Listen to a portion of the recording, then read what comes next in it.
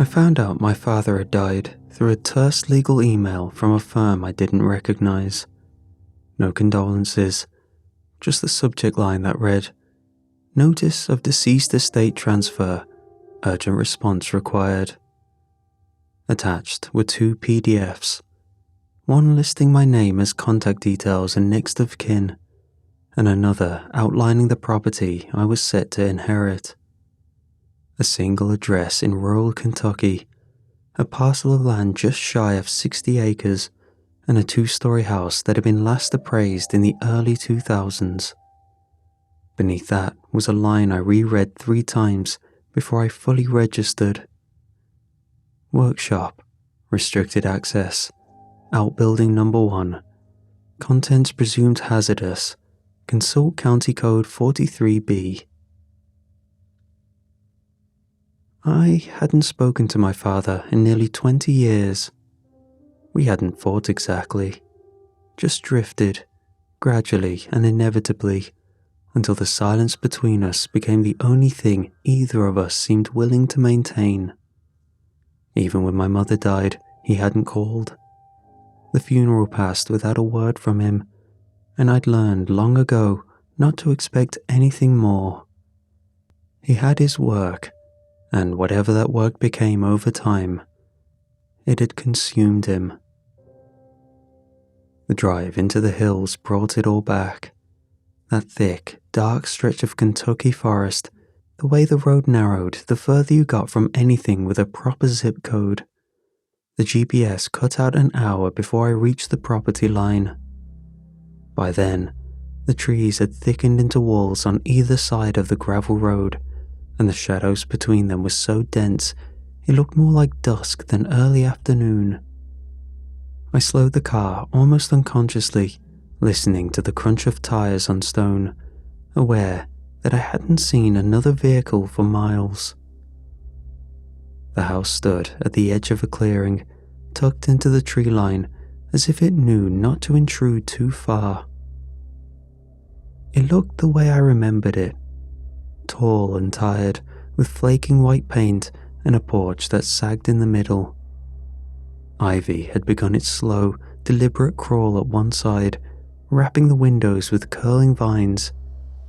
A faded, private property sign hung crookedly from a nail by the door, the lettering half obscured by dirt and weather stains. Inside, the air smelled of dust. The furniture was all intact, though covered in white sheets, the way old houses tend to be in movies and not so often in real life. His taxidermy tools were still hanging in the hallway, lined up with almost surgical precision. Bone saws, fine wire, curved needles, all clean, all in their place. The fireplace was filled with ash that looked recent, and a mug still sat by the chair in the study, ringed with the brown residue of long-evaporated coffee. I didn't go into the workshop right away. After the warning in the letter, I was apprehensive of what I'd find. Still, I walked out to the building, stared at the door, tested the handle, and found it locked. A heavy chain had been run through the bolted latch, the keyhole rusted but not broken. A single weathered tag hung from the handle, tied in place with red thread. Written in a steady hand, the words were simple: "Keep it shut."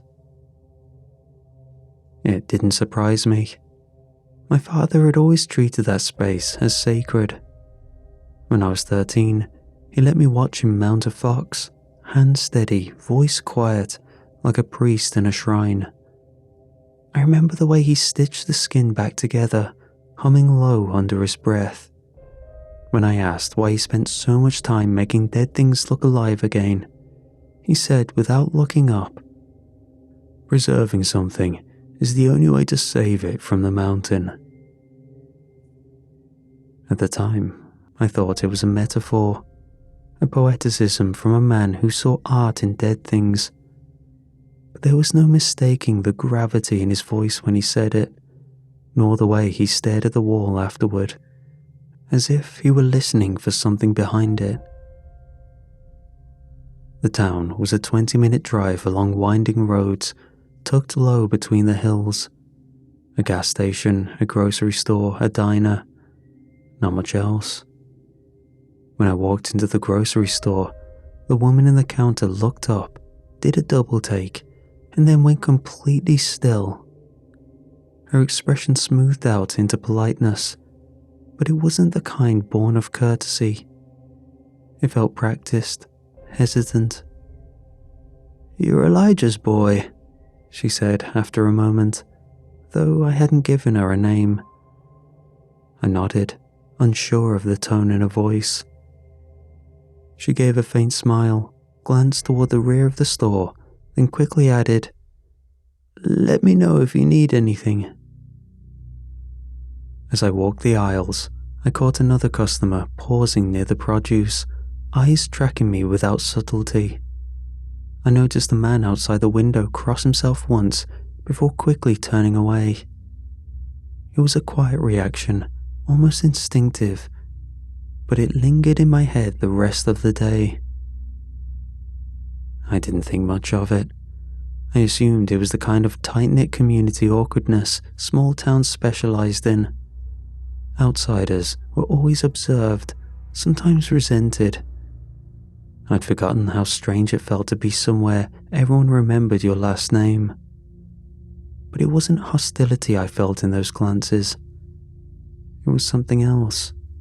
Something closer to wariness, or maybe reverence.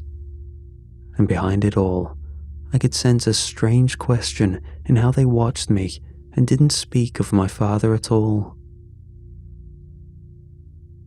The house creaked with age every time I stepped across the warped floorboards. Though it had been built to last, it hadn't been lived in properly for years, and the weight of silence pressed against the walls harder than any storm ever could. There were signs that my father had lived here until the very end. An old kettle still resting on the stove, slippers placed neatly beside his worn recliner. But there was no warmth left in the rooms. Just residue. The mounts were the first thing that started to unsettle me. He had always surrounded himself with his work, and the living room was no exception. Heads stared out from the walls, a red fox with matted fur, a hawk frozen in mid-screech, a dozen squirrels with arched backs and glassy, frozen tension in their limbs. A bobcat posed on the mantel, one paw extended, mouth drawn back in a snarl. But the expression didn't read as predatory. It looked surprised, almost embarrassed. Each of the eyes had the same strange quality I remembered from when I was young, too reflective and focused, as if the gaze followed even when you turned your back. Some of the animals weren't posed for realism at all. A possum on the corner shelf was sitting upright in a child's chair, dressed in a doll's clothing, paws folded in its lap. A raccoon on the bookshelf had spectacles resting on its snout, and a tiny copy of Walden glued into its paws. My father had often done this kind of thing, treated his taxidermy as preservation and storytelling. He used to joke that animals deserved to be remembered not for how they died, but for who they could have been. I hadn't laughed the last time he said it. I wasn't sure if it was meant to be comforting or a warning. I didn't find the key until that evening, when I was thumbing through the shelves in his study. Most of the books were what you'd expect: anatomy manuals, wildlife field guides, a few volumes on mortuary science. But wedged between two copies of a leather-bound family Bible was a much older edition, heavy and dry with age. I instinctively opened it and found a hollow carved out in the middle. Nestled inside was a single iron key wrapped in cloth. On the opposite page, the entire section of Leviticus had been torn out. Not cut, not carefully removed, ripped by hand, as if in anger or urgency. Outside, the grass was knee-high, wild and overgrown, thick with seed heads. Beyond the rusting garden gate stood the workshop. It was taller than I remembered, with a pitched roof and windowless walls wrapped in thick ivy. Every nail, every board seemed carefully placed. It had the look of something that had been built slowly, with enormous patience and no intention of ever being abandoned. The lock on the door was old brass, darkened from years of weather. I had already found the chain earlier, looped tight and secured with a keyed padlock. My father had always guarded his workspace, but now it felt more like a warning than a barrier. I didn't wait until morning. The key fit the padlock perfectly, and the chain fell away. The door opened easier than the others that fell to disrepair, revealing a darkness that smelled of cedar wood, dust, and the faintest trace of chemical sweetness. I reached for the light and found the pull cord, which snapped down with a metallic click. Fluorescent lights buzzed to life overhead, flickering once before settling. The space was much larger than I remembered. The walls were lined with shelves of labeled jars and plastic storage tubs. At the far end stood an industrial-grade workbench with a leather stool beside it, tools arranged above with obsessive precision. There were bones on the shelves, tiny skulls, preserved eyes, threads, needles, bottles of tanning solution, wires and foam molds. His entire world was kept in perfect order. But what caught my attention was the covered form. It was shrouded in beige drop cloths, still and absent, but I could see the suggestion of limbs beneath the fabric. Arms folded across chests, legs slightly bent, the outlines of heads that seemed too round, too soft. I pulled the cover off. Beneath it was a figure, human-shaped, about the size of an adolescent child, though thinner, with elongated limbs and a narrowed waist. The skin was stitched tight over the form, pale and patchworked, with subtle shifts in colour and texture that told me it had not come from one source. The hands were too small, the feet are too broad. But what freaked me out was what it looked to be made of. Animal parts were cobbled together to make the amalgamation of shapes. The torso was seamless, but the shoulders looked animal, slightly hunched, ridged beneath the surface. The face was calm, serene even, eyes open, mouth parted just enough to suggest breath. It was an abomination, a sick imitation of human life. The eyes were glass, of course. They weren't the mass-produced kind you ordered from a taxidermy supplier. They looked custom, too real. I couldn't explain it beyond a gut reaction.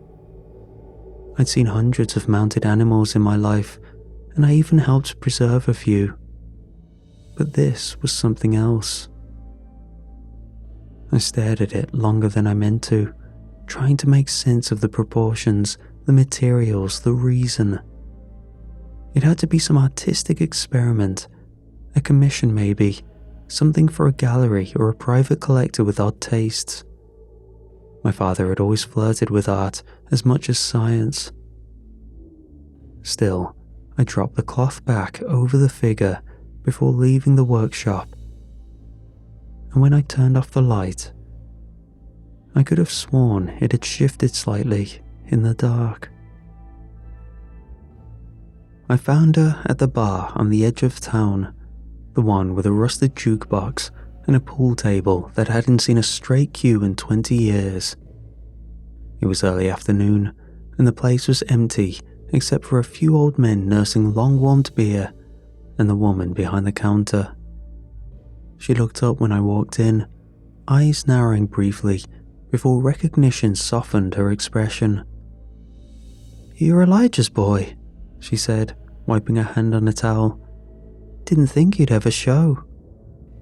I wasn't planning to, I replied, but here I am. She gestured to a stool and poured me something amber without asking. I took it. Her name was Ruth. I remembered her now in pieces. She'd been older than me when we were kids, maybe 8 or 9 years older, and had worked in this bar even back then. She still wore her dark hair tied up, and there was a silver ring on her nose that looked recent. Her eyes held a mixture of curiosity and caution. We talked about nothing for a while. Weather, power outages, and a storm that had rolled through the valley a week before. She asked about the house, and I told her it was just as I remembered. We didn't talk about my father, not at first. It hung between us though, thick and obvious. Eventually, after a second cigarette and my third drink, I'd asked the question I'd been holding in since I arrived. What was my father really doing up there? She exhaled slowly, eyes flicking to the window. A wind pushed the curtain of dust across the empty parking lot. She didn't answer at first. She just pulled out another cigarette and lit it with a match that she struck against the bar's metal edge. "You ever hear about the missing children?" she asked. I shook my head. "They don't talk about it anymore, not officially, but people remember." She looked past me now, her voice steady but low. "It used to be every couple of months a kid would vanish. No struggle, no noise, just gone. Folks blame the woods, wild animals, running away. But they never found bodies, not one. Just toys left in the fields, shoes by the riverbanks." I listened, feeling the chill settle into my spine. "Town almost up and left. But then your great-grandfather showed up," she continued. "Stranger back then, didn't belong here. But he built the house and set up a shop, started doing odd jobs for the town. Kept to himself mostly. Then, around the time he finished that workshop of his, the disappearances stopped." "What does that have to do with me?" I asked, though the answer was starting to form. "Your family's never really been part of us, not in the normal way. But when things got quiet, people let it be. No more missing kids, no more mothers waking up to empty cribs. And the ones who remembered just told their children and their children's children to stay away from the ridge." I frowned. "The ridge?" Ruth stubbed out a cigarette and finally looked at me. "You never went up there as a kid, did you?" "No," I said slowly. "My father wouldn't let me." That much was true. I remembered the day I'd asked about it. I was 10. It had been the end of summer, the air sticky and still, and I'd wandered too far past the tree line behind the house. When I got back, my father had been waiting. Not even angry in the usual way, but the way his face had looked. White, hollow, terrified. That stuck with me more than any punishment ever could. He grabbed my arm, pulled me into the workshop, and told me to never go beyond the ridge again. Not alone, not at dusk. His voice had cracked when he said it. "You can smell grief," he whispered, like it was a fact of nature. "That's what it waits for." At the time, I thought he was talking about a bear, or maybe something more metaphorical. A lesson in coping with loss, or how sadness leaves you vulnerable. But now, I wasn't so sure. Ruth poured another drink and leaned on the bar. "Your grandfather took over after your great-grandfather died, then your father after him. That house isn't just a house. That workshop isn't just a studio. They were preservers. That's what they were called, though not out loud. You were either born into it or you weren't, and your family always was. Preservers of what? I asked. She didn't answer at first, just shook her head. Whatever's out there, she finally said. Whatever your family was holding at bay. I laughed, but it came out thin and strained. You really believe that? I don't need to believe it, she said. I just remember what happened the one time there wasn't a preserver. Your father left for a year after your mother passed. Do you remember that? I shook my head, but asked her to continue. There were 2 kids taken in that gap, and when your father returned, reopened the workshop and started working again, they stopped. I didn't know what to say to that, didn't know how to process it. It sounded absurd, but then again, so did the figure in the workshop, the child, the seams, the glass eyes. People won't say it out loud, she continued, but they're watching you because you're Elijah's son. I drained the rest of my drink and sat in silence, the taste lingering on my tongue like ash. By the 3rd day, I'd started making a checklist. There were utility companies to call, property records to transfer, and a dozen minor errands I hadn't anticipated. The sooner everything was handled, the sooner I could get the house listed and gone. That was the plan. No need to stay longer than necessary. I returned to the town with a folder of documents tucked under one arm and a list of questions in my phone, hoping for a few straightforward conversations. What I found instead was more of that quiet, sidelong energy I couldn't quite pin down.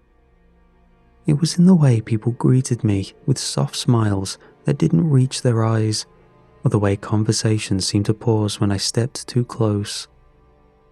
At the county clerk's office, I asked about transferring the property. The woman behind the desk was pleasant, but vague. There's a few steps, she said, flipping through the binder that looked older than she was. You'll need to file locally. Probably have to wait on county sign-off. How long does that usually take? She blinked. Depends. On what? She offered another smile and glanced toward the hallway behind her. Lots of things, but we'll do our best to help. Don't you worry. It wasn't refusal, yet it didn't feel like a straight answer either.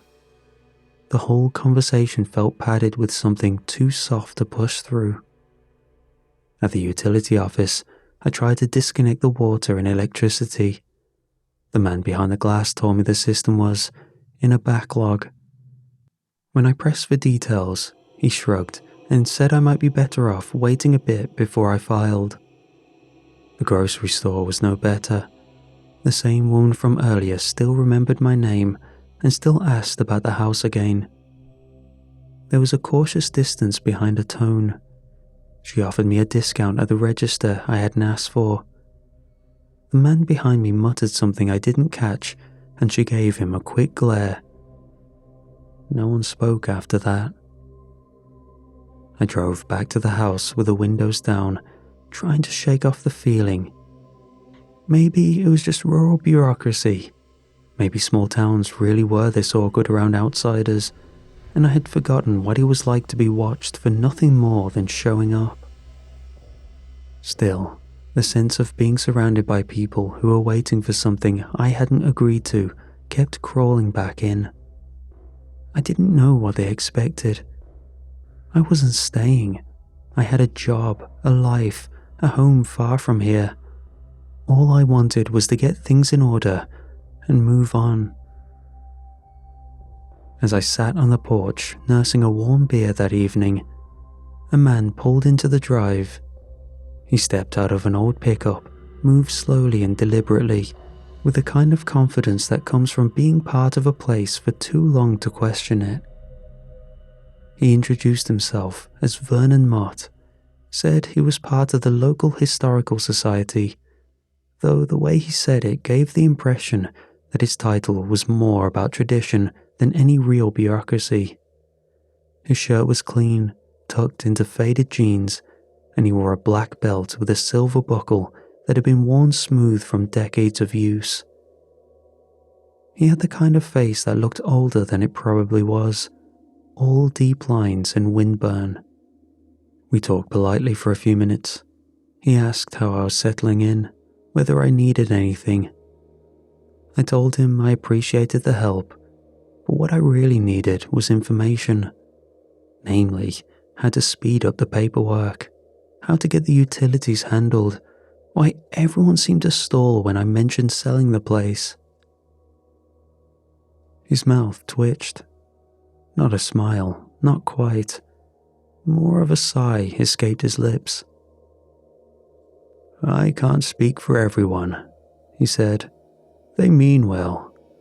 It's just not easy." "Not easy to what?" I asked. "Let go of the house, deal with outsiders?" He looked down at his boots, then back up at me. "They're not afraid of you," he said. "They're afraid you won't stay."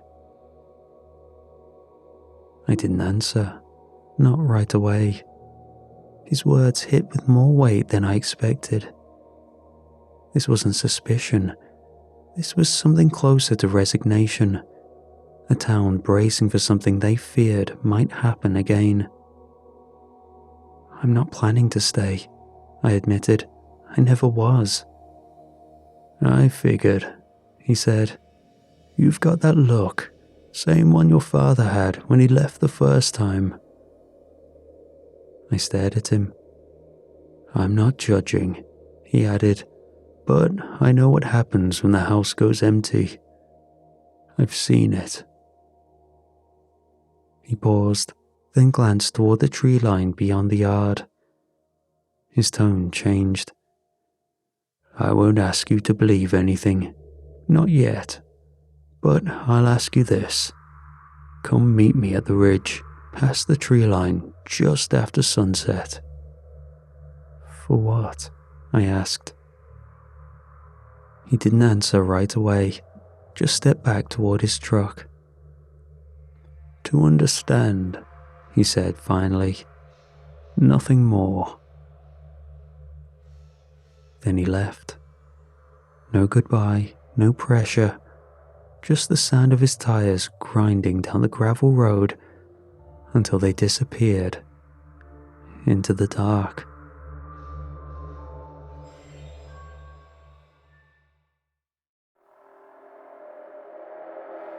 The sun had already begun to dip when I found Vernon waiting just beyond the split rail fence at the edge of the property. As I approached, he gave a silent, shallow nod and turned toward the woods. I followed without a word, the only sound between us the crunch of dried leaves underfoot and the rasp of wind filtering through the canopy. The trees thickened quickly, pressing in from both sides. Paths weren't marked out here. Whatever trail we followed was made through memory alone, worn by years of footfall rather than signs or blazes. Brambles reached toward us, snagging at our sleeves. A low fog coiled near the roots, carrying the damp scent of moss and iron. After 15 minutes of walking in silence, Vernon raised one hand to hold me. His voice was quiet but heavy. "From here on, you must not speak. Don't even breathe too loudly. If it hears us, it may not understand." I nodded once, not trusting myself to ask what he meant. We moved slower after that, picking our way through the thickets of ferns and roots slick with decay. The light dimmed rapidly, the woods grew still. No birds, no insects, just the sound of my own breath and the occasional crack of twigs underfoot. Eventually, the forest opened into a clearing. It was not shaped naturally. The trees along the edges had bowed inward, their branches reaching toward each other overhead like the ribs of a collapsed lung. At the center of the clearing sat something I had no words for. At first, I thought it was part of the forest. A massive shape hunched low, covered in layers of bark and moss. But then it shifted, and I saw the seams. The movement was slow, almost graceful, and entirely wrong. It was enormous, crouched in the clearing like a thing too large for the world around it. Its body was a patchwork of flesh and hide, stitched together by time and instinct. Some parts moved with the weight of muscle beneath skin, while others creaked like dry branches being bent too far. Its shape was loosely human in structure, but warped by growth and time, and some fundamental misunderstanding of form. Its shoulders were broad, sloping downward into arms that ended in elongated hands, each finger tipped with a different claw or hoof. Tufts of hair sprouted along its back. A jaw protruded from beneath one shoulder, mismatched and slack. But it was the way it held the thing in its arms that froze me in place. It was cradling something, a figure roughly the size of a child, though lumpy and slumped in strange ways, as if its limbs had softened or rotted inward. The skin was pale and patchy, its arms wrapped tight around its midsection. I could see stitches unraveling across its neck, the head lolling at an angle that suggested it might not be fully attached anymore.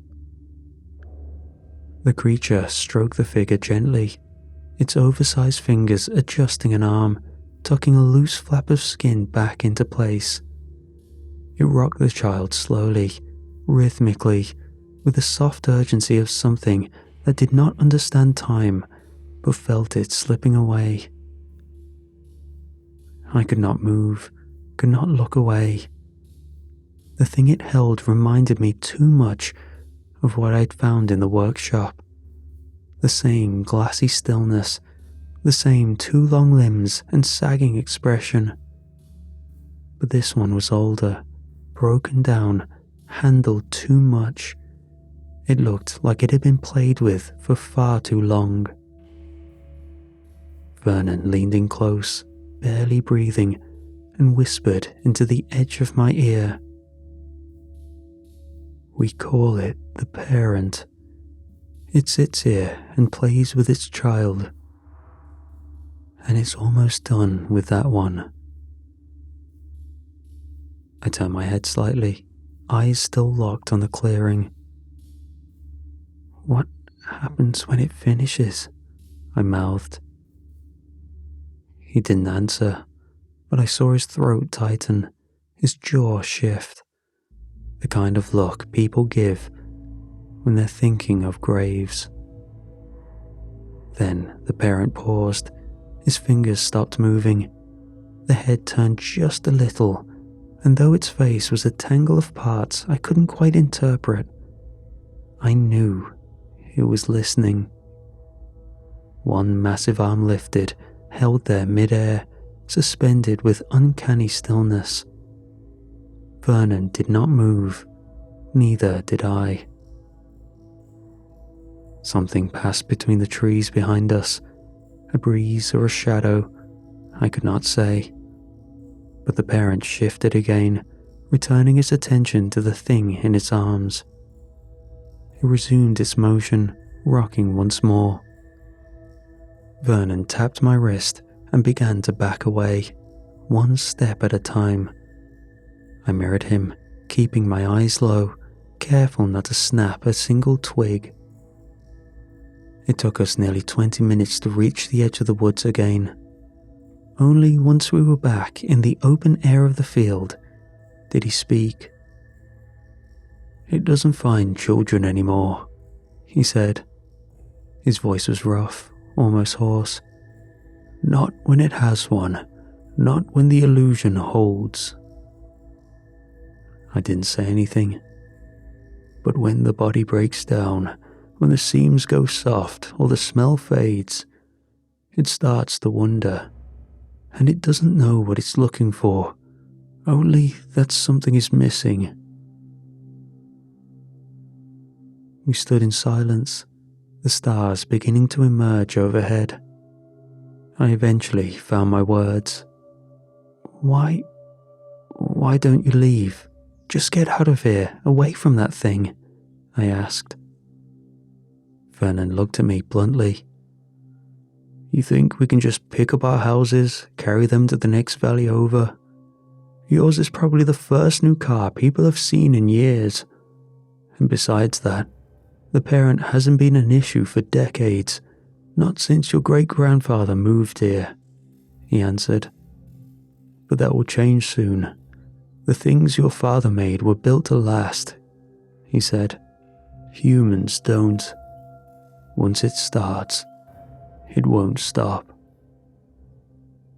I looked back toward the woods, the trees still and dark. "And you think that thing I found in the workshop? It was the last one your father made. He must have known it was wearing down. That's why he was working on another." I nodded, though I felt nothing in that moment but the slow, rising pulse of dread. "It's waiting," Vernon said, "and if it finishes with that one before another is ready, it will start to search again, same as it always had." He left me standing in the field, saying nothing more.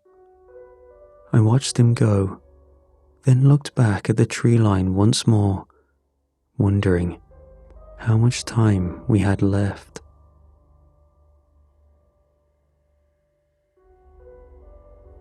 I lay in bed that night, staring at the ceiling long after the darkness had settled over the house. The blankets were pulled tight around me, but there was no warmth. My mind circled endlessly around what I had seen in the clearing, the way the creature had cradled that broken thing in its arms, the tenderness of its movements, the way its massive body had tensed when it heard us. The parent. That was what Vernon had called it, though the word didn't feel sufficient. Parents are human. They protect, they nurture, they know when to let go. This thing did none of those things. It only held on. I turned onto my side and tried to breathe deeply, but every breath caught in my throat. My father had lived with that knowledge. He had known what was out there and chose to stay. He made those things with his own hands again and again to keep the creature from wandering. He built them as decoys or offerings or something stranger. I still didn't understand. And now it had been months, maybe longer, since the last one had begun to unravel. It would come again. That much was clear. But not for me. I wasn't my father. I hadn't asked for this, and I hadn't agreed to carry it. I had come here to settle in this state, not inherit a burden that pressed against the edge of reason. There was still time. I could sell the property, leave the workshop locked, and be gone before it ever came too close. I told myself this again and again, until it stopped sounding like cowardice. The next morning, I drove back into town and made a show of visiting the grocery store and post office. I stopped by the county clerk's office with a fake smile and asked about the remaining paperwork. I spoke carefully, hinting that I was still thinking things over and might not leave right away after all. The clerk, an older woman with tired eyes, nodded along with me. But when I asked about the property transfer again, she sighed and flipped through a ledger with exaggerated patience. "Still waiting on a couple signatures," she said. "You know how it is. Takes time." I nodded, pretending not to see the way she avoided meeting my gaze. It was a stall tactic, the same kind I had seen in all the others. They weren't blocking me outright.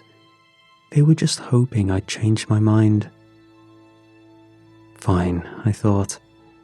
I could play the same game. I pretended to explore the idea of staying. I asked questions at the diner. I chatted with Vernon when I saw him outside the library. I kept my tone neutral, polite, and even curious. I wanted to believe I was fooling them. But part of me suspected they saw through it. They had watched my father play this role his whole life. They would know the difference between someone preparing to stay and someone buying time to run. Still, I gave myself a deadline. 3 more days. By then, the form should be clear and I could list the property officially. I would pack my things, drop off the keys, and drive back to a life that, while unremarkable, was blissfully mundane. 2 mornings later, I heard shouting when I reached the town. It echoed from the road where a group had gathered near the general store. I walked down, heart already sinking, and pushed through the loose crowd of neighbours and passerbys. Vernon was there, standing beside a woman I didn't recognise. She was trembling, holding a child's shoe in both hands. Her face was hollow, blank. Her lips moved, but no sound came out. Vernon rubbed her shoulder, speaking gently, trying to steady her. The sheriff stood nearby, his expression unreadable. He held a radio, but didn't seem to be using it. The townsfolk watched me as I approached. No one said my name. No one called me over. But I could feel the weight of their eyes. I looked down at the woman and realized she was mouthing the same phrase repeatedly. "He was just in the yard." My stomach twisted. I didn't need to ask what had happened. The absence was already there, sharp and undeniable. A child was gone. My first instinct was to turn away, to leave before someone tried to explain it. But I didn't. I stepped closer. Vernon met my gaze, and I saw something worse than judgment in his eyes. I saw relief, thin and brittle, but real. They had expected this. Maybe not this week, maybe not this child, but the moment I arrived and did nothing, they must have known it would come again. Later, when the search party formed and scattered into the woods, I sat with the mother on the store's porch. I brought her a cup of water, but she didn't drink. She never looked at me directly, but I heard her whisper to no one in particular. "They said it wouldn't come back. They said he kept it away." I left her there, the weight of her voice pressing into my chest with each step. Back at the house, I sat in the kitchen staring at my hands. I could no longer pretend I was just a visitor. I had been the one who could do something and had chosen not to. I had seen the unraveling child in that thing's arms. I had known what it meant. And still, I waited. I thought I had bought myself time. Instead, I had cost them a child. I found Vernon sitting alone on the church steps that evening, staring out across the empty road. He had a cigarette between his fingers, burned halfway down, and he barely glanced at me when I approached. "That missing kid." My voice was hoarse. I could have stopped it if I had just done something. Vernon took a long drag from the cigarette and exhaled through his nose. "Your father stopped the deaths for decades," he said. "Not because he was chosen, not because he was brave. He stopped them because he knew how to make them strong. He knew how to make them last." I didn't reply. There wasn't anything to say. We both knew what had happened and what needed to happen next. The sun was sinking behind the trees when I returned to the house. The light was thin and golden, cutting through the windows in long slats. Dust drifted in the air, turning slowly in place. I walked through the kitchen, past the old recliner, and out the back door toward the workshop. The key was still in my pocket. The chain still lay coiled beside the threshold, untouched since the day I had opened it. I stepped inside and closed the door behind me. It was cooler in the workshop, the air dense with the smell of cured leather, dried herbs, and the faint chemical bite of old preservatives. The lights flickered to life, humming softly overhead. The unfinished child lay where I'd left it, still covered in a thin sheet of muslin. I pulled the cloth back and studied it in the harsh light. Most of the work had already been done. The form was assembled, the skin stitched into place, the limbs structured with wire and padding. But the joints were too loose, and the seams were still raw at the edges. The eyes were unset, and the face had not been shaped. It was a blank, waiting for identity. I stared at it for a long time. I remembered standing beside my father's workbench when I was a boy, watching him pull thread through squirrel hide, his hand steady, his concentration unbroken. He never treated the process as grotesque. There was a reverence in every movement. Care. He would murmur instructions as he worked. Whether to me or to himself, I was never sure. Back then, I thought he was just eccentric. Now I understood it was more than that. It was a ritual. Precision was everything. I found his old toolkit beneath the bench. Bone needles, sinew thread, and steel awl.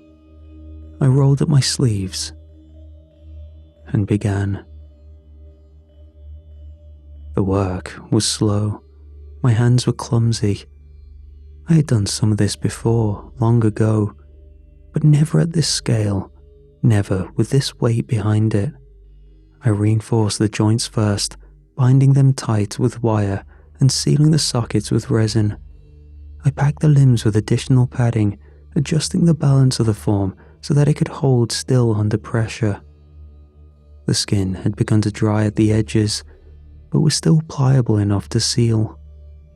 I traced the seams with wax and pressed them flat. For the eyes, I selected 2 from a velvet-lined case, deep brown with flecks of amber, and set them gently into the sockets, adjusting the eyelids to meet the gaze.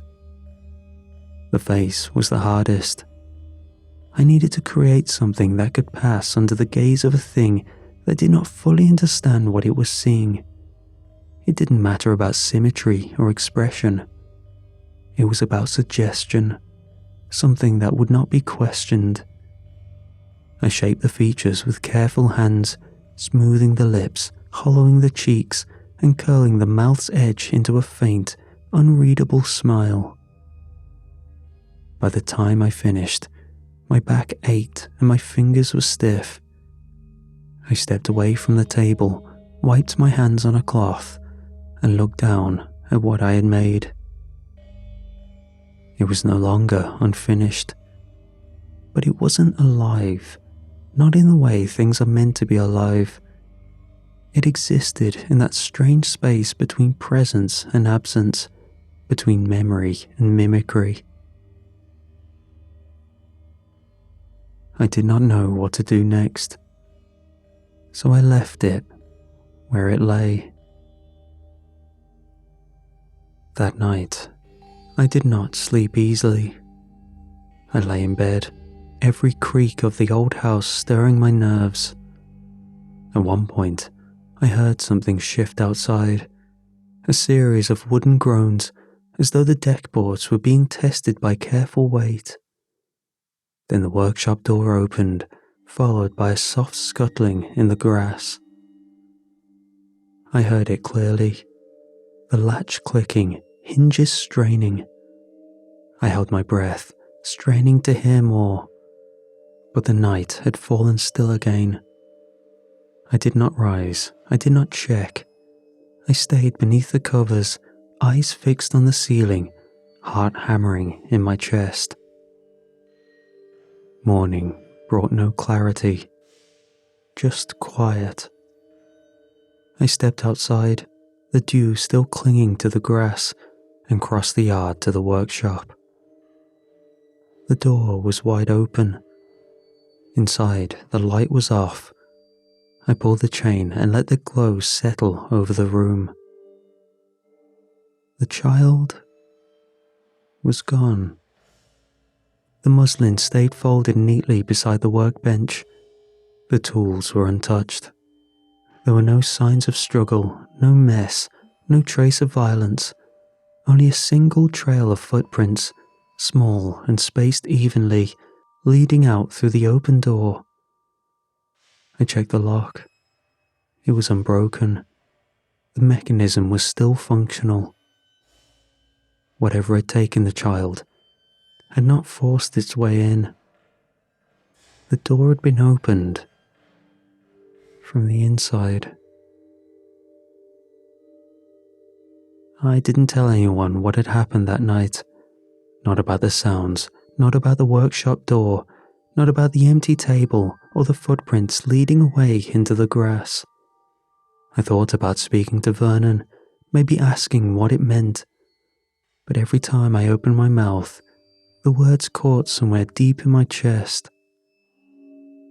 It turned out, I didn't need to say anything. The town knew.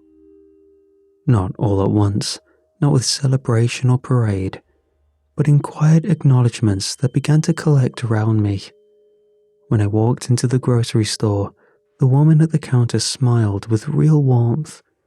She asked how I was settling in, then handed me a small basket of preserves and dried herbs without ringing them up. "For the house," she said, "helps with the damp." At the diner, a man I'd never spoken to offered to come by and fix the porch railing.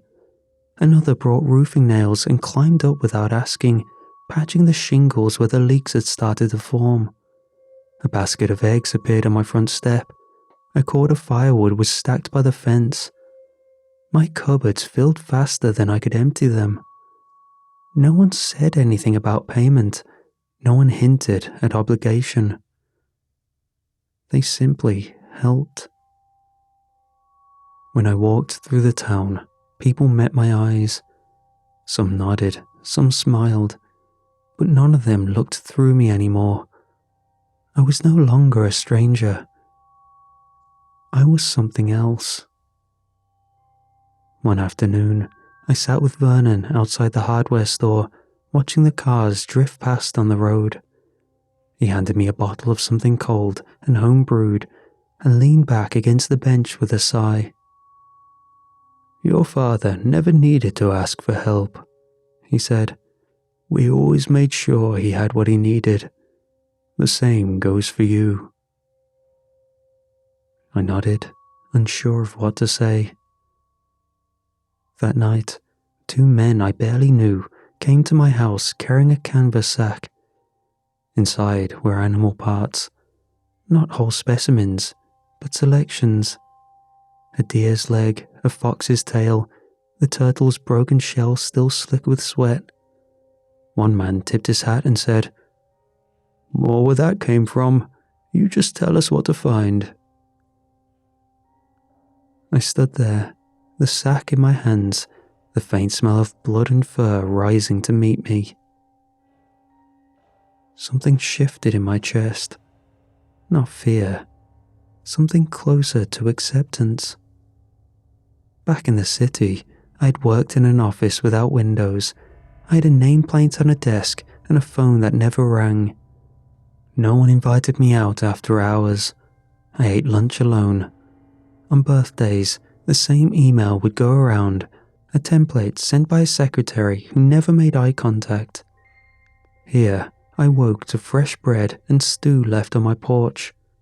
Here, people knocked on my door to see how I was doing. Here, I mattered. I found myself thinking less about leaving. The workshop had become a place I entered without hesitation. I cleaned the tools, labeled the drawers. I unpacked the sack on the work table, sorting the parts by size and condition. Some would need cleaning, others could be used immediately. The fox's tail was in excellent shape, and the fur was still glossy under the right light. The deer's leg would need reinforcement. I made a note of it in the margins of my father's old supply ledger. I sat alone in the workshop, lit by a single bulb, surrounded by the tools and materials of a life I had never chosen and yet somehow felt drawn to. There was a strange peace in it, the rhythm of preparation, the quiet of acceptance. I was becoming someone here, not because I wanted to be, not because I had been called, but because the town had already decided that I was. My skills were not up to par. There was so much I needed to learn. Luckily, there were a plethora of journals in the workshop, stacked neatly at the back. The journals were written in a looping, meticulous hand. Most were bound in cracked leather or worn cloth, their pages brittle at the corners, filled with diagrams and cross-sections drawn in pencil. My father's handwriting threaded through them, sometimes formal and scientific, other times disjointed, as though written during a moment of sudden realization or emotional strain. Some of the books were older than he was. The ink had faded into sepia, and the pages smelled of mildew and camphor. I found dates scrawled in margins that reached back nearly a century. There were records, instructions passed down, not from teachers, but from fathers and grandfathers, a private language of stitching, sealing and arranging, notes on what worked and what failed. One entry read, "Too stiff, no warmth, refused it." Another, "Legs proportioned poorly, wandering began within 2 nights." Some were practical, notes on joint placement, stitch integrity, preservatives, and their shelf lives. Others were less so, reflections on the process, theories, speculation on what made the parent respond to one figure and not another. He had written about failure too, of a child that fell apart too quickly, of how the parent had grown confused, then angry, tearing through the woods until it could be coaxed back with something new. The message was clear. It needed consistency, stability, familiarity, something it could return to over and over without doubt. I began to understand the weight of the task and the responsibility of presence. It was not the figure alone that mattered. It was the care behind it, the belief that someone was still watching, still tending, still willing. I read them every night, seated at the workbench with a mug of black coffee and a blanket pulled over my shoulders. I studied the diagrams, copied the methods into a fresh notebook, and sketched what I could from memory. I practiced on scraps of fur and leftover skulls, testing placement, balance, and posture. The details I could handle. The stitching was slow but improving. I had already sealed one mock-up figure and placed it on the side table for observation. It lasted a week before it sagged inward and began to split around the joints. It wasn't enough. Each guide, whether written by my father or one of the ancestors before him, began the same way. Before the diagrams, before the measurements, a heading written in careful script across the top of the page. Source body. That was where it all started. No further explanation, just a silhouette sketched in rough pencil and a list of qualities. Stability, freshness, youth, familiarity. I didn't understand. I'd assumed the base was a form. Wood, resin, a mannequin shaped and padded to resemble a child's body. But none of the materials matched the density or movement I had seen in the finished figures.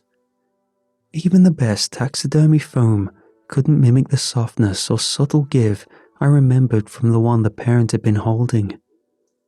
I flipped through book after book, looking for clearer guidance. Finally, I found it in a tattered volume tucked into the back of the shelf. The passage was short, written between a supply list and a stitched drawing of a child's hand. It was nearly buried beneath the notes in margins, but the sentence was underlined 3 times, and the pressure of the pen had nearly torn through the page. No taxidermy child will last unless it's rooted in truth. Memory alone is not enough. It must have been real. I read it again, then a 3rd time. It must have been real. The words echoed in my chest with a sickening clarity. The base was not an object. It was not foam, wire, or wood. It was a body. A real one. A child. The reverence made sense now. The strange silence that fell over the town when I arrived. No one ever spoke directly about what my father had done, only what it had prevented. It explained the grief, the acceptance, and the carefully managed rituals. The cost of one soul to save many. The materials the townspeople brought me, those were supplementary, finishing touches. The actual child had to come from somewhere, someone real, someone once whole. I stood up from the bench, the journal still open in front of me. My hands felt cold. My father had not hunted them. He had not stolen them. From how revered he was, that much was clear. But the cost had always been paid. But how? The careful ink strokes mapping out shoulder alignment, hip angles, eye placement. Then came the knock. It was quiet. Just 3 short taps against the wood of the workshop door. I hesitated. The hour was late. No one came to the house at this time, not without reason. I stepped to the door and unlocked it, the old handle cool beneath my fingers. Outside stood Vernon. "I've brought the volunteer," he stated casually. Beside him, a boy of maybe 10 or 11. He wore a wool sweater too large for his frame and boots caked in dry mud. His hair was dark and his eyes were steady. What shocked me was that he didn't tremble, didn't cry. There was no way he didn't know what he was here for, yet he showed no signs of hesitation. His hand was in Vernon's, but he let go as I opened the door. I looked down at him, looking for fear, for confusion. The implication of all this was deafening, but there was none. He only stood there, breathing softly, a slight crease between his brows, the kind of look you see in someone waiting to be given a task. He knew what he was here for. He was ready. But was I?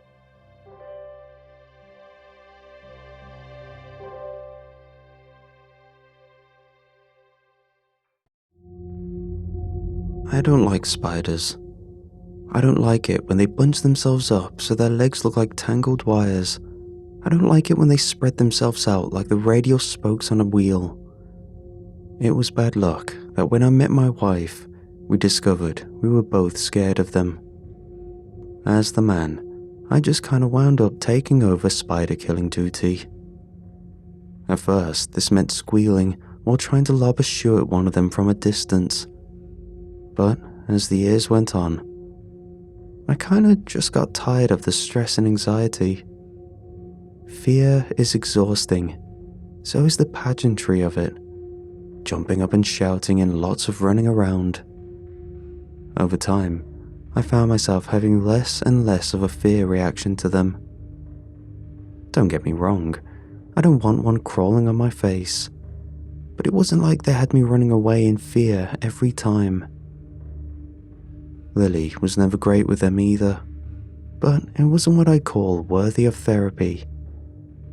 For the first 10 years I knew her, she was a fairly run-of-the-mill arachnophobe. Things only got bad after this one night when we'd just come back in from an evening with friends. There'd been a storm outside, windy as hell. I remember putting the keys down on the table by the door, and when I looked back, she was pulling down the hood of her coat. She let out a sigh, ran her hands through her hair, and she looked a little puzzled by what she felt. When she lifted her hand away, there were thin black legs poking out from between her fingers. It took a second for her to react to what was all bunched up inside her cupped hand. Then she screamed and threw it onto the ground. I saw it for only a second. It was so fast. Then it was off, under the nearest door, and my number one concern became comforting my wife, who was having a full-blown panic attack. "Get it off, get it off, get it off!" she screamed while slapping at her neck and hair. I hugged her tight, checked her hair, and then checked it again when she asked me to. Then she stripped her top off to make sure nothing else was clinging to her clothes, before I took her into the kitchen and we had a cup of tea while she kept scratching at the back of her head. "Little asshole," she half cried, half laughed. "I can't believe it. Did you see it? It was huge." "One of the biggest yet," I said. Truthfully, I only had half-glimpsed memories of it scuttling away, but it had been big, large enough that a pint glass wouldn't have fit over its darting legs. Just seeing it had left me feeling anxious, but at the time, I ignored my own discomfort. After all, I'd hardly been the real victim. "And it got away," she cringed. "Oh God, it's still in this house somewhere, isn't it?" I wanted to lie, but thought better of it. "Somewhere, yeah," I said. "But we'll spider-proof the bedroom tonight, and I'll go looking in the morning." "Thank you," she smiled mournfully. "Geez, I just know I'm going to have a hard time sleeping tonight." She made me strip the bed before she got in, and all night she kept flicking at her fringe and the hair on the back of her neck. I felt so bad for her. If that had been me, I can't say I would have reacted much better. neither of us slept that well, but I was mostly just worried about her. When you love someone, it's tough to see them suffer. But it wasn't just that one night. The second one was much the same. The third, fourth, and so on. It petered out a little in the second week, but then she saw a spider on some TV show, and the anxiety came back full force. Every night was the same. I had to strip the bed of everything, lift the mattress and check for spiders. She even got rid of a bedside table so there'd be less hiding places for one. In the meantime, I was on hunting duty. In her own words, I had to find the monster, or she'd never feel safe in that house again. It's funny, but in hindsight, I can't really say what I saw go scuttling under that doorway that first night, but I do know I didn't try all that hard to find it. I remember finding some webs under the living room sofa that were real odd, like the fake stuff they bring out on Halloween, and I had to peel them off the carpet like Velcro. I found a couple of these nests throughout the house, but I never mentioned them. One of them hid in a hole in the floor that really should have alarmed me, but I just ignored it. I ignored a lot, actually. I found dead mice spun up in cocoons, and something bore a hole through one of the kitchen cupboards and filled it with silk. Nothing normal about that, but I covered it up with some cans and moved on. A behavior I find hard to explain in hindsight. Maybe my attention was elsewhere. Lily wasn't in a great place, and she was slowly getting worse.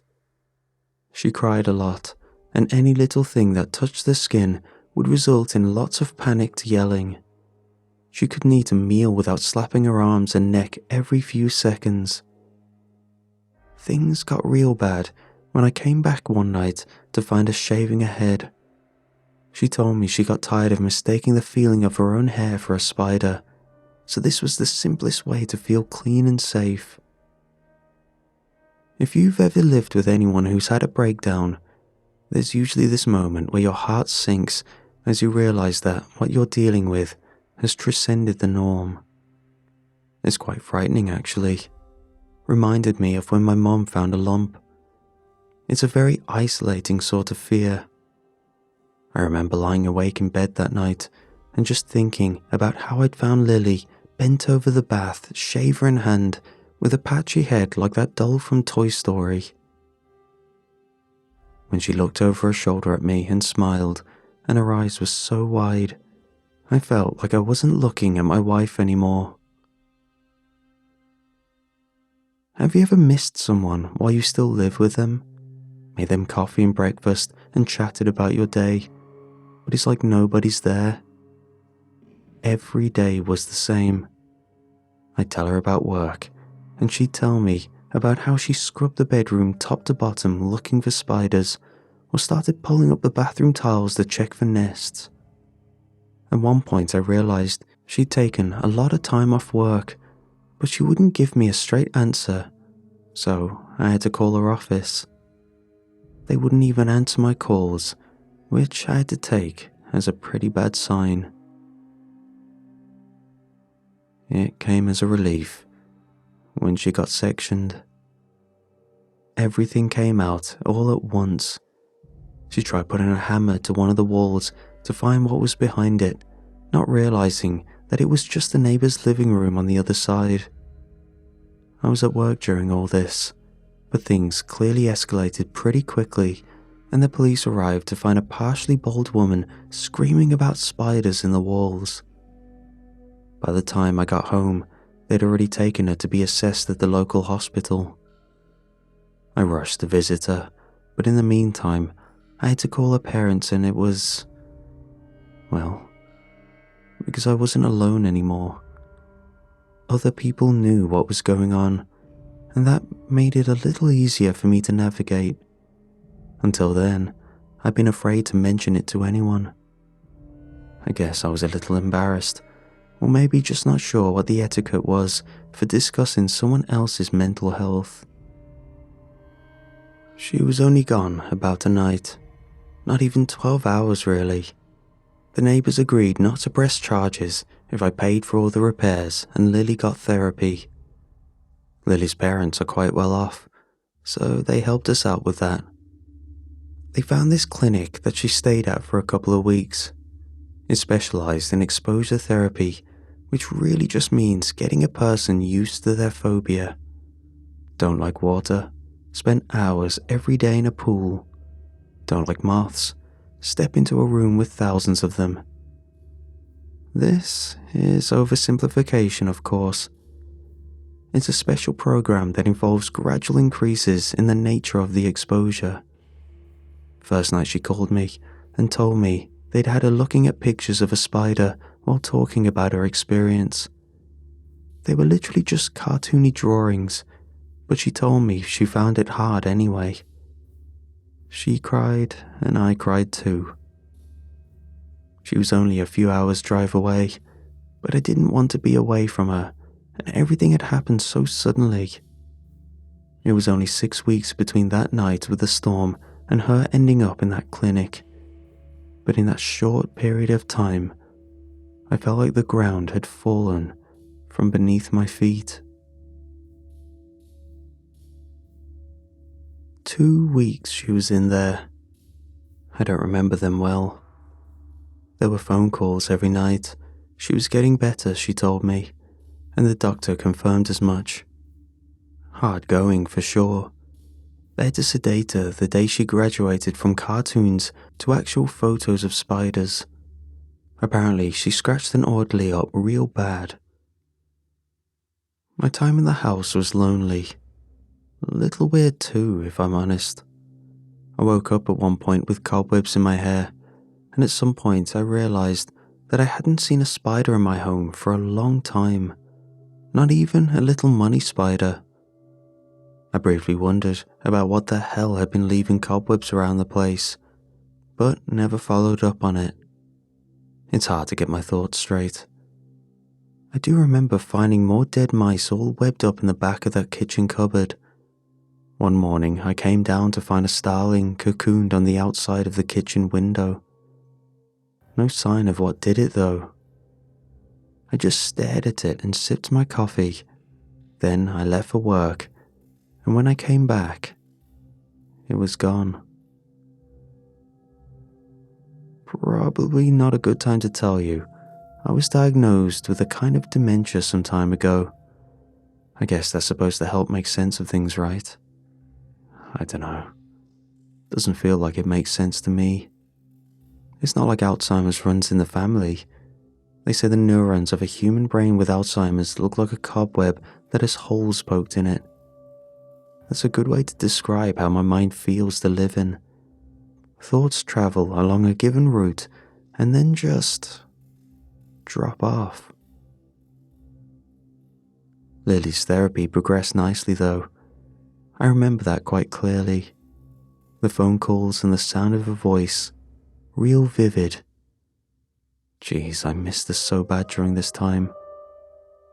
I hate being overly sentimental, but it had been a tough and lonely 6 weeks, and hearing her sound increasingly happy and confident with each new phone call was like a shot of pure happiness right into my veins.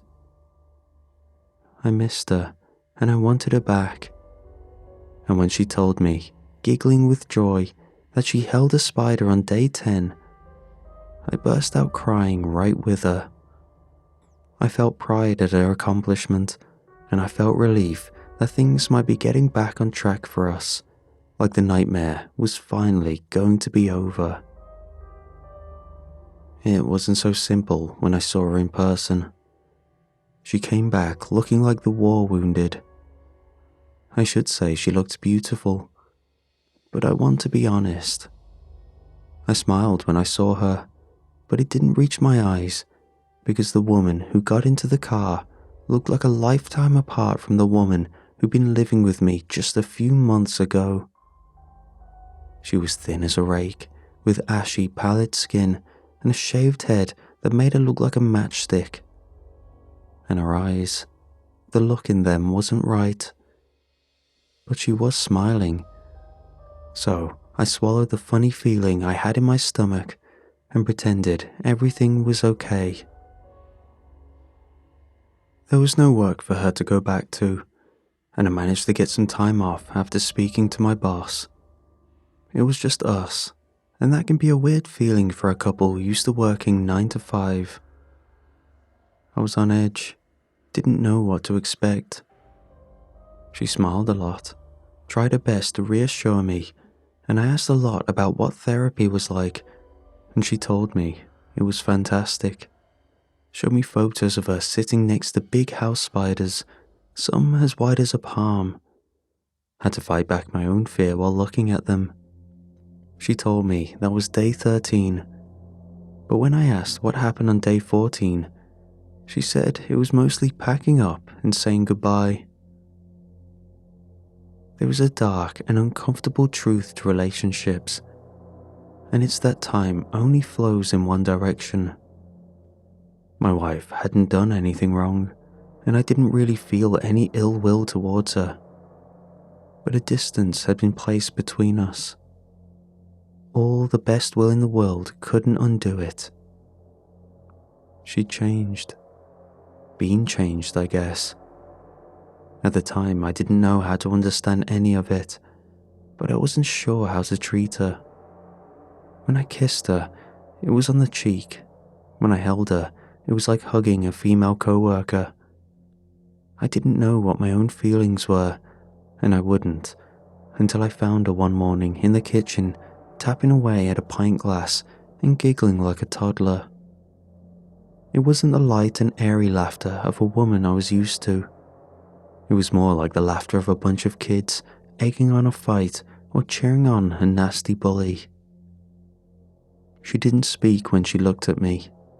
She just turned back to the glass and kept laughing, flicking it gently with her fingers. When I walked around the table and saw it under there, a very large house spider.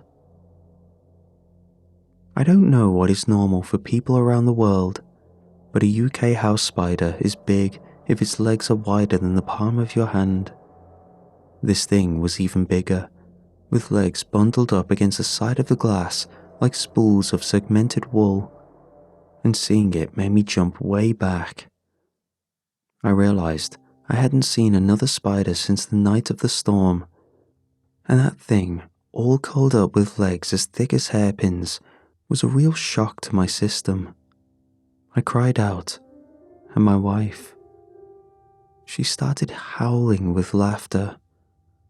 I mean, it was like a toddler discovering cartoons for the first time, manic and weird, and just so damn happy, but in a way that was a little alien, because I didn't understand the thoughts and feelings that went into that ear-splitting cackle, and it was all wrong coming from her. I waited for her to say something, but she didn't. She just laughed until something in her got tired and she slowly stopped giggling, but she still didn't say anything even after she'd gone quiet. In the end, it was me who broke the silence. I didn't have a clue what to say. The whole time she was staring at me with her patchy hair and gleeful teary eyes, and I got so desperate to break the standoff that I stammered out the words. "He's a big one, ain't he?" Her face relaxed, her shoulders slumped. She slipped out of the crazy like it was only ever an outfit. "They'll get bigger," she said. And then she lifted the glass, snatched the spider up, and stuffed it into her mouth. I didn't see it, not fully, but I stood, frozen in terror, and watched the muscles in her boldly shaved head tense and relax as her jaw worked away, crushing those hardened legs. Jeez, the sounds were bad enough, but when she was done, she looked over her shoulder at me and smiled, and her teeth were smeared green and black with little bits of legs and chitin that still stuck between the gums. I'm not entirely sure what happened next, but now I knew why I'd felt so different around her since she'd come back. I was afraid of her, like a kid around an abusive parent. I just didn't know what I was going to get. There was always this energy in the room that had me on edge. I'd sit there watching TV, but I wasn't really watching. Couldn't have told you what was on half the time. Instead, every ounce of my being was focused on her. Every breath, every motion. When she got up to use that toilet, I watched her intensely to see what she was going to do. The fact that she rarely did anything except carry on as normal was all the more unsettling because I knew something was wrong and I couldn't stop remembering the way she laughed with that thing under the glass. Nights were bad. A lot of the time, I'd wake up and get the feeling she'd just been watching me, but she was usually fast asleep. Or at least that's how it looked. Sometimes there were furtive movements like she just rolled over. I got used to it, thought it was probably just in my head. But then one night I woke up and she was right there, face inches away from mine. I cried out. I couldn't help it. Shuffled backwards while trying to avoid touching her and wound up falling off the bed. When I looked up from the floor, she had a completely blank expression. She was just looking at me like a cat watching a fly. "What are you doing?" I cried out, unable to stop the irritation from bleeding into my voice. She shrugged. "Just watching." Then she rolled over like nothing had happened. That night, I slept on the sofa. She didn't ask why, didn't say a word as I grabbed my things and left the room. I wasn't sure I would manage to fall asleep after that, but I did. And when I woke up, I had cobwebs in my hair. I was lucky if I slept more than a few hours a night after that. It came fitfully, if at all. I woke up too many times to the feeling of something tickling my face and chest, a sensation like someone running a feather over me. Every time I'd come to in a panic, but I never found anything except nearly invisible silk clinging to my skin. Life without sleep was difficult, and I struggled to hide my dislike for Lily. Over time, our habits and routines diverged even further apart. I stopped going upstairs almost entirely. Just didn't need to. I had work and the sofa and the kitchen, and the days when I came back and barely saw Lily at all were fine by me. I preferred being away from her. Something that kind of broke my heart, if I'm honest. There were times I wanted to reach out, but looking at her gave me the funniest feeling in my stomach. I didn't want to change things, didn't want to get closer. If anything, I wanted to run away. And I don't mean that I wanted to flee my life and adult responsibilities in some abstract way. I mean, I felt a powerful urge to quite literally run away from her. It was horrible feeling that way about my wife, and just trying to understand those emotions was enough to give me a headache most days.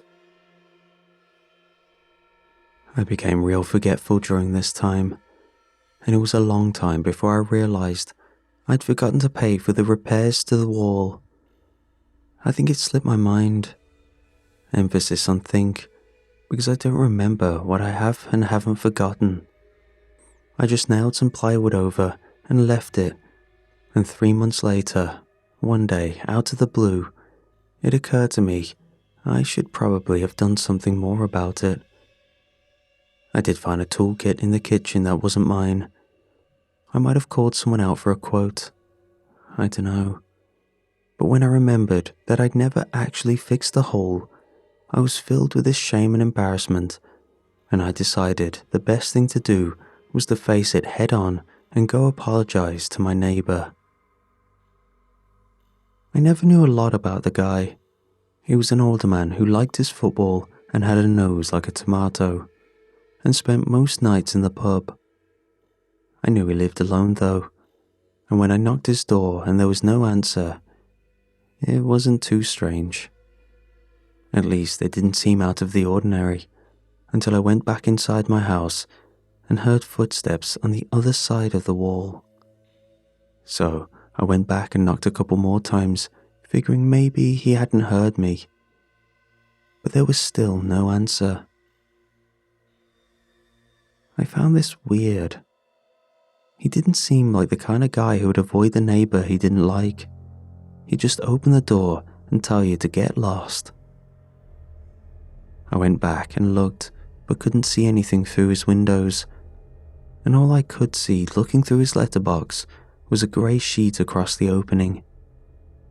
When my fingers came away covered in sticky thread, I had this terrible feeling in my stomach.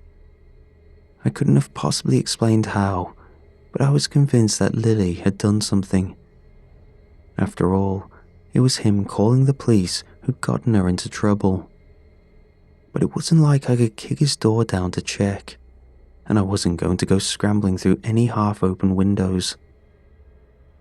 Fortunately, we shared a fence in the back garden. It was easy enough to jump, and from there I checked the windows on that side of the house. He left the kitchen blinds open, and at first what I saw baffled me. For a moment I wondered if he was decorating, because everything inside was covered by a thin translucent sheet, but I only had to pay close attention to realize that didn't make sense. When painting a ceiling, you don't throw tarp over half-drunk cups of coffee and plates of moldy food, and the material that covered everything was cloudy and made of thread and obviously some kind of silk. It took a lot of effort to control the urge to just hop the fence back and pretend like I never saw a damn thing. But if he needed some kind of help, then I knew I had to at least try. I looked briefly at the stoop by the back door. There was a lighter on the ground where someone had dropped it. It was strangely conspicuous and made me think that whoever had left it there had done so in a hurry. Didn't make sense that someone would drop it there and not notice, not unless they'd been otherwise occupied. I picked it up and winced when it came from the floor with a sticky tearing sound. It was covered in barely visible silk threads. God, I wanted that back door to be locked. Couldn't think of anything worse than having to push ahead. But I tried the handle, and it went down. The door popped open with barely any effort, and I got a good look at how every last inch of that place was covered in pale cobwebs that got thicker and thicker as my eyes drifted deeper inside the house. I couldn't help but wonder if they were strong enough to trap a person. Was my neighbor in there somewhere? Somebody was. I knew that much from the sounds I'd heard, but I couldn't see him in the kitchen. I wanted to cry out for him, maybe even go marching into the house and look for myself. But the hallway out the kitchen had been turned into a web-lined tunnel. No straight lines, just a dark, silky womb whose rounded funnel walls fluttered gently in the breeze. I stared intently into that darkness, trying my best to see if there was the shape of a man's corpse cocooned somewhere in that pale white silk. I leaned forward, my head and shoulders just moving past the doorframe, when the blackness in the tunnel grew legs. Dark carapace and segmented limbs exploded towards me so fast, it was almost in the kitchen before my heart had time to skip a beat. And then it stopped, halfway into the room, standing perfectly still and brazen in the fading daylight. A bundle of legs the size of a horse. A real-life monster. I didn't move. Jeez, it took me another minute for my brain just to process what I was looking at on a conscious level.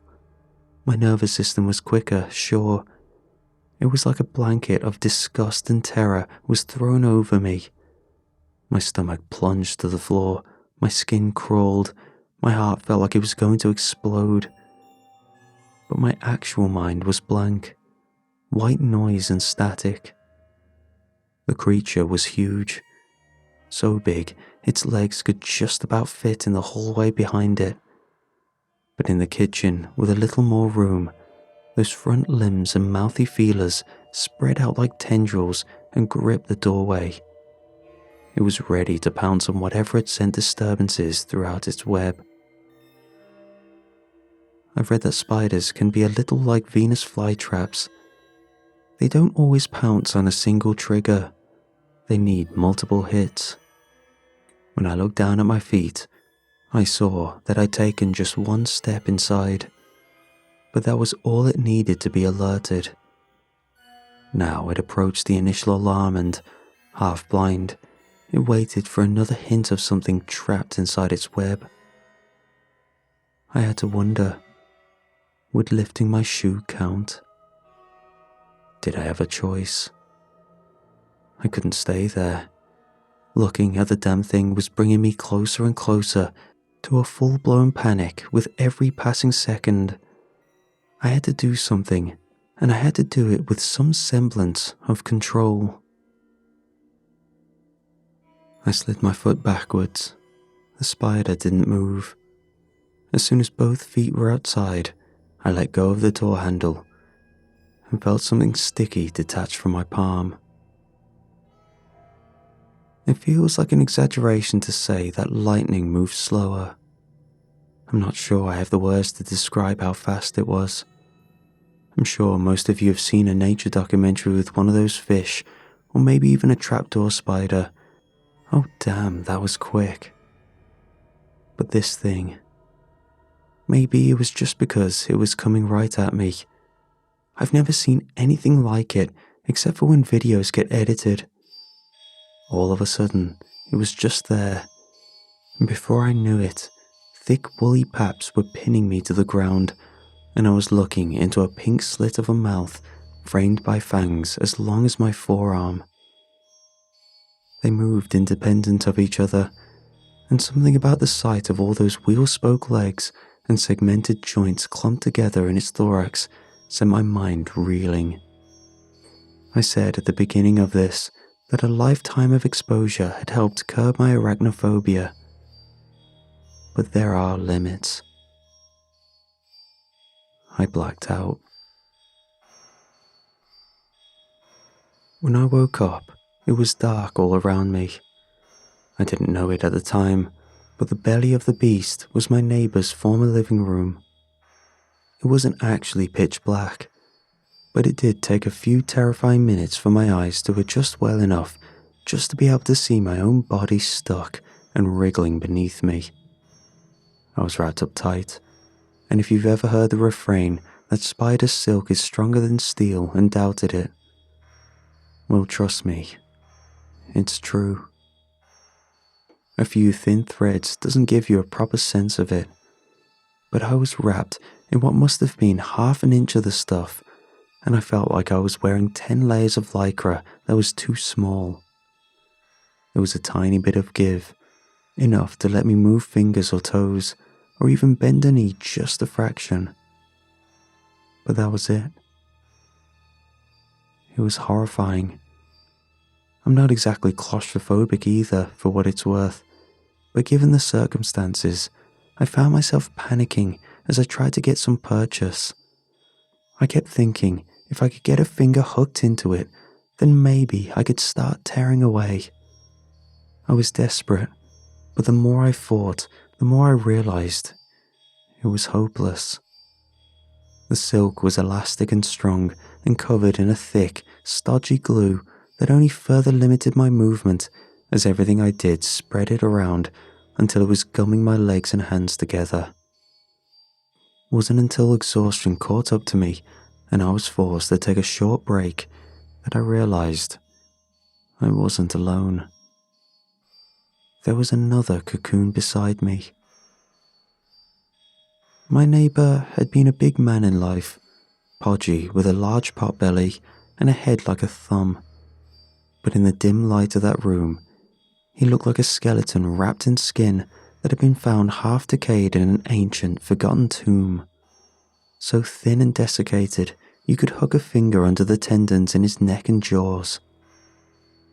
I nearly cried when I realized I'd risked everything to save a dead man. But that wasn't actually true. The error in my thinking became apparent when he opened his eyes and glanced at me with pure, unbridled terror.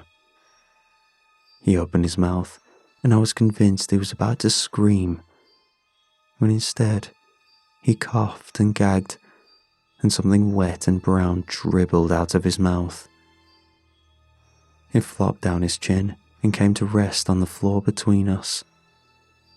It resembled a hairband encased in bile and vomit, and I was momentarily stumped until I saw a thin brown leg unfurl from the tangled mess. "It's okay." My neighbour's entire body relaxed, his face vacant and confused, as Lily knelt down beside me and stroked my head. "Lily, you've got to get me."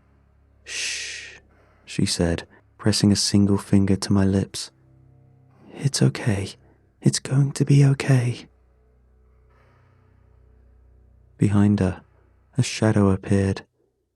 It had legs as thick as my wrist, and they reached from the floor to the ceiling. "It won't be much longer now," she added as the darkness behind her grew. "Probably best just to keep you here." "Lily, what the hell?" "I told you they'd get bigger," she said, nodding towards the spider my neighbour had just spat onto the floor. "He won't be any real help." She touched my neighbour's head, but he barely responded. He just gazed vacantly as she rolled him over so that he was facing away from me.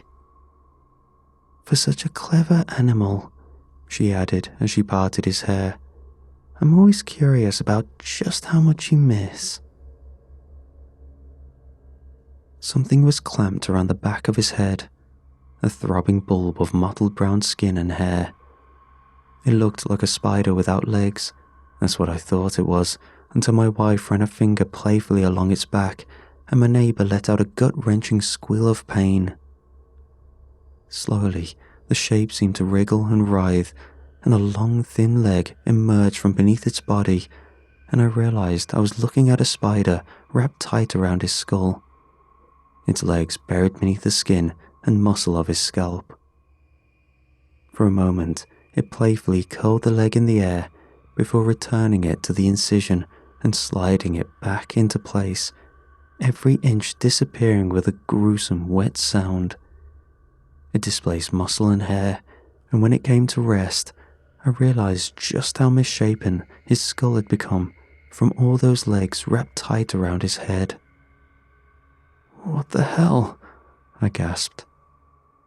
"Do you ever find it weird that you can't remember what it looked like? The thing that came running out of her hand?" she asked before reaching over to stroke my head. Her hand came away covered in cobwebs. Something about her touch revolted me. It sent strange shivers coursing through my body. A deep, primordial need to get away came over me. That strange revulsion all over again. The same one that had taunted me over and over again over the last few weeks. Without even meaning to, I found myself convulsing and panicking, my body trying to thrash violently, but with every limb constricted by that silk, I could do nothing except writhe around on the floor. I tried with everything I had to move my hands, to get some purchase on the silk and tear away at it to free myself. But there was no use. I could do nothing except glare at my wife and the enormous shadow behind her, the one that towered above us both, its great legs clustering around the floor and ceiling. At some point, I grabbed onto my trousers and clenched my fist and felt something small and hard. The lighter. I knew there was a great risk in using it, but I had no choice. I managed to worm my hand into my pocket and find it with my fumbling fingers. My wife seemed oddly aware of what I was doing, and she seemed to tilt her head like a curious dog as I clenched my fist around the small object and used every ounce of willpower I had left to fight the violent seizures that racked my body and thumbed the trigger. The web went up in flames immediately. It must have been the glue, but the flames exploded across the silk like they'd been soaked in kerosene. Before I even realized that it had weakened enough for me to free one arm, the tongues of fire were already spreading across the floor where they found my poor neighbor. The burning sensation that crawled across my legs and chest hurt like nothing I could imagine. But I was finally free. I rolled over and began to push myself up, already desperately patting at my body to try put out the flames. And when I looked around me, my wife and the shape that followed her were gone. For a moment, I considered helping my neighbor, but his body thrashed too violently, and although his eyes were wide open, spiders were pouring from his mouth, and I could not summon the courage to take another step towards him. All I could think of was escape. The house was going up like a tinderbox. It wasn't far to the kitchen, but the fire had already beat me there. Smoke billowed upwards and, trapped by the ceiling, started to fill the air with choking soot. The only escape was the back door, and I stumbled towards it, but was stopped at the last moment by the sight of my wife standing there. "You really are just a fascinating I barreled past her, but to my surprise, she offered no resistance. I merely emerged into the open air, my lungs gasping desperately for clean air as I collapsed onto the long, unkempt grass. I looked over my shoulder and saw orange tongues of fire were already leaping out the windows on the upper floor. Left uncontrolled, the fire would rage and consume the entire row of terrace houses.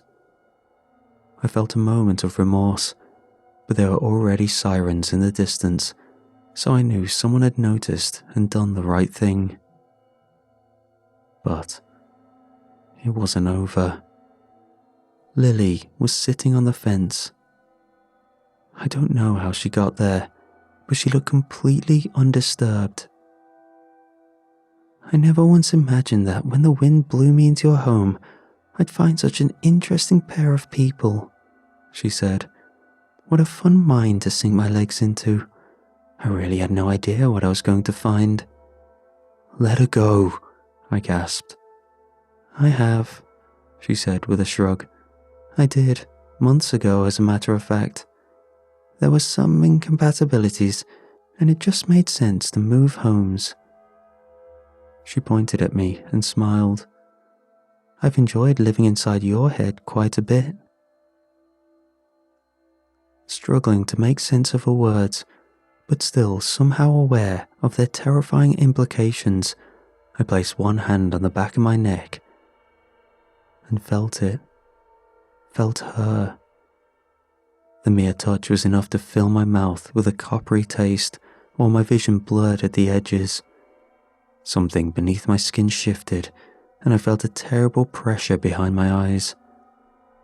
I had to get rid of her, and I only knew of one weakness. "Oh well," she said as she watched me fumble desperately for the lighter. "Not every relationship has to last forever to be meaningful." I lit my hair on fire. My last memories were of the heat and the sudden release of pressure. I couldn't possibly describe it, not really. Something slid out of my skull and Lily waved at me from the fence before she seemed to blink out of existence.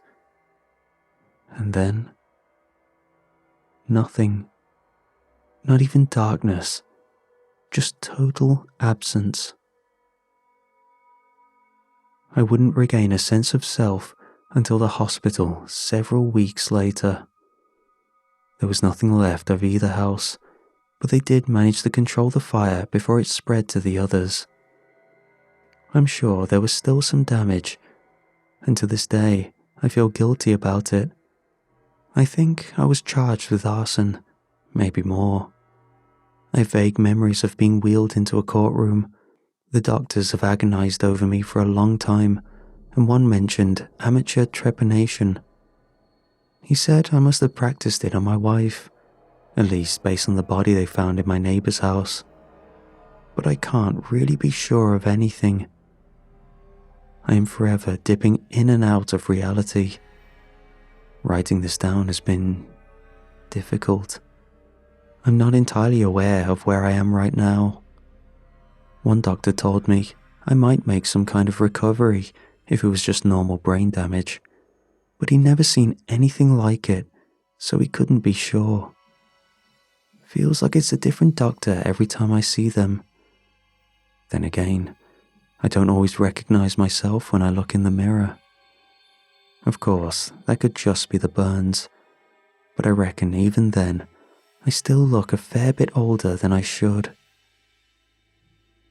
There is one orderly who stuck around long enough to get to know me.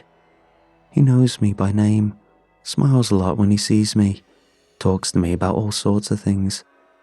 He seems genuinely interested in me and what I remember. I called him in once to get rid of a spider that had spun a web on the window outside, and he did so with a warm smile. I told him I was deathly afraid of them, and he said he already knew that, but I shouldn't be worried because he was going to keep an eye on me and make sure nothing bad happened. I'm glad he's around. Ever since he started working here, I haven't seen many of the nasty little things hanging around my room. I guess he's not that bothered by them. At least not, if the cobwebs in his hair is anything to go by.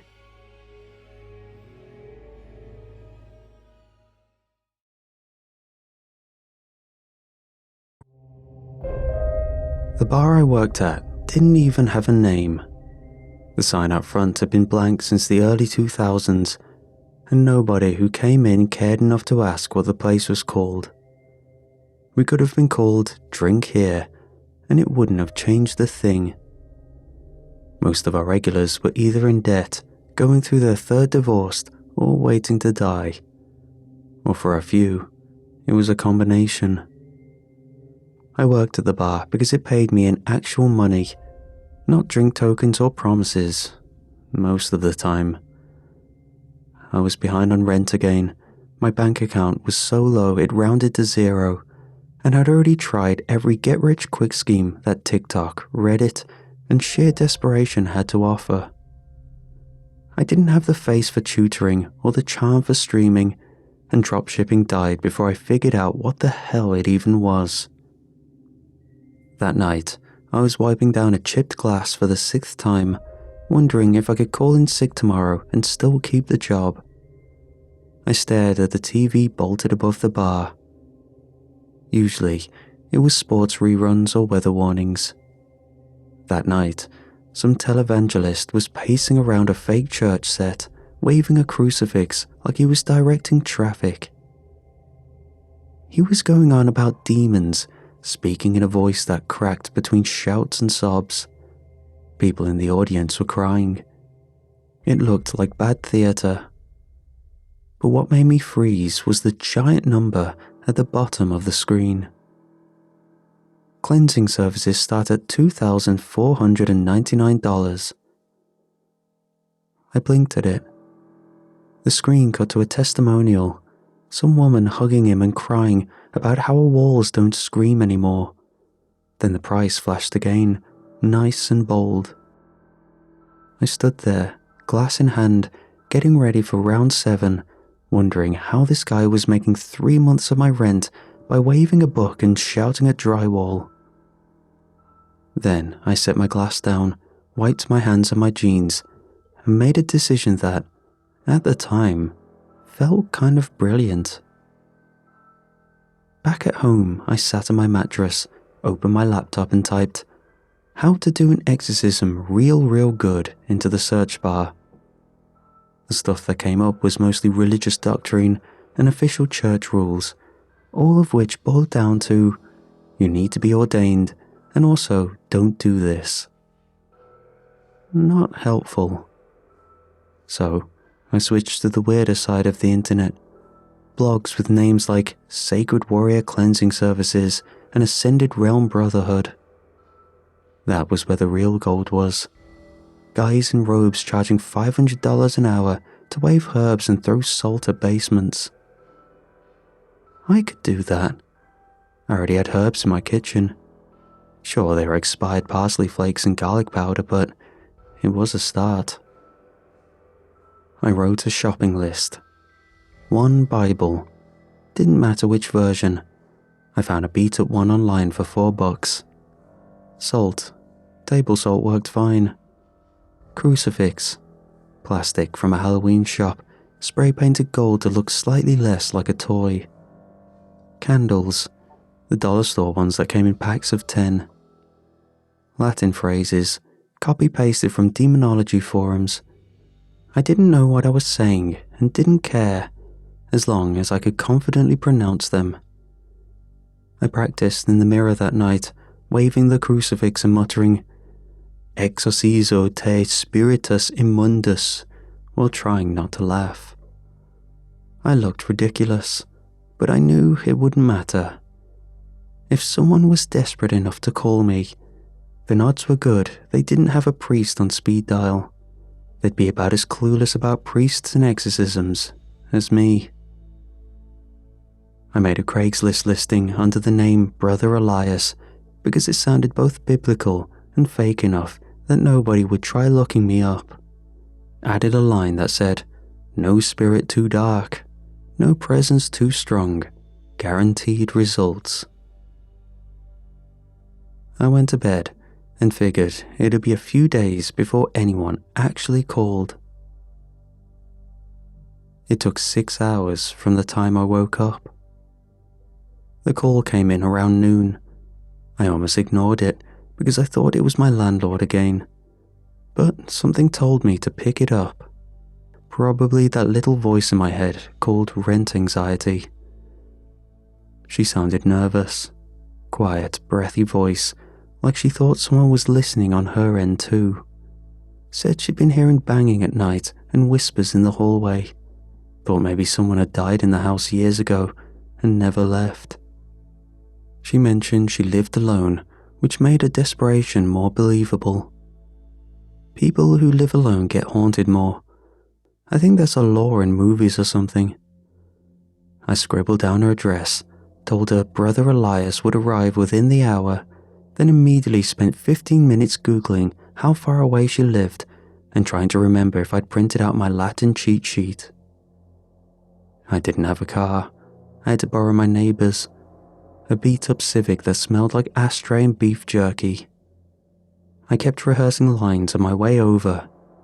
"Be gone, foul spirit," and "I cast you back into the abyss," even though I had no idea where the abyss was or if it had a return policy.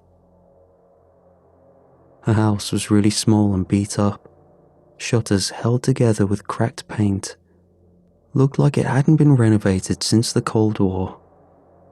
She answered the door in a floral bathrobe and heavy slippers, hair up in pink rollers. Real throwback energy.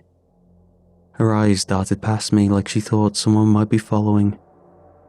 "I'm so glad you came," she whispered, like this was a covert operation. I stepped in, holding my props in a tote bag. I pulled out the plastic crucifix, the candles, and the salt. She watched every move like I was sacred. I did a walkthrough, muttering random Latin phrases that I couldn't pronounce correctly. She didn't question it, so I kept going. "Spiritus Sanctum, Dominus, Repelli Malum," something like that. I wasn't fluent, or literate for that matter. I sprinkled salt in the corners of a hallway, waved my Bible in a lazy cross pattern near the ceiling fan, and shouted into the closet for dramatic effect. Nothing responded, but she gasped anyway, which felt like a win. Then, I got to the kitchen. She had told me that was where the bang was loudest. I looked around, opened a few cabinets, and tapped on a few walls like I knew what I was doing. I heard something scratch behind the fridge. I froze. Actual panic. I thought maybe it was going to be an actual ghost, and I'd have to either fight it or apologize to it. But it wasn't a ghost. It was a rat. Huge, fat, smug. It looked at me and blinked slowly, like it knew I wasn't a real priest. There it is, I thought to myself. The dark entity's physical form. A nasty one too. I then quickly turned around to the woman to give her the awful news. "Ma'am?" She looked at me, eyes wide as dinner plates. "You'll have to leave the house. I'm going to have to fight this demon." She gasped and covered her mouth. "You saw it?" "Yes, it's evil. More evil than many I've encountered in my day." She suddenly got a serious expression on her face. She said she'd pray for me before turning around and walking away. I sighed. I actually was about to fight a demon. This rat was massive. I reached around the fridge. It nicked my fingers, but I managed to catch it. I threw it outside the window, hoping that'd do the trick. Before stepping out, I did a few jumping jacks to make it look like I was really putting the work in. When I stepped outside, the woman nearly jumped for joy. "I banished it," I lied, "but it'll take a few hours for its presence to fully dissipate." She looked at me like I'd handed her soul back. Then she gave me $200 in cash, folded it in half, and tucked it in a Kleenex like this was an illegal transaction. I told her to keep her windows open for airflow. She nodded solemnly. I left before the rat came back from the backyard for round 2. I drove home feeling like a lunatic, but a $200 lunatic. After the first call, the jobs came easier. Some people messaged through Craigslist, some left voicemails that sounded drunk. A few were angry at first, like they were expecting someone else. But once I showed up with my black shirt and candle pack, they calmed down. One guy had me exercise his bathroom. I waved some smoke around the toilet while he cried on the couch. None of the places were haunted. Most had leaky pipes or weird neighbors. One woman heard voices that turned out to be a TV left on in another room. Another guy swore his mirror was possessed because he couldn't see his reflection blink. I started enjoying it in a way. I upgraded my gear, bought a slightly nicer crucifix from a thrift store. It was wood instead of plastic, which meant it probably wouldn't melt in direct sunlight. I found a second-hand priest coat that fit well enough if I didn't button it. I also memorized more Latin phrases that sounded impressive if I said them quickly and with conviction. At this point, I was sure ghost business was a joke. A profitable, idiot-proof scam. Everyone wanted to believe in something, and I was more affordable than therapy or actual religion. It was around 6 in the evening when my phone rang.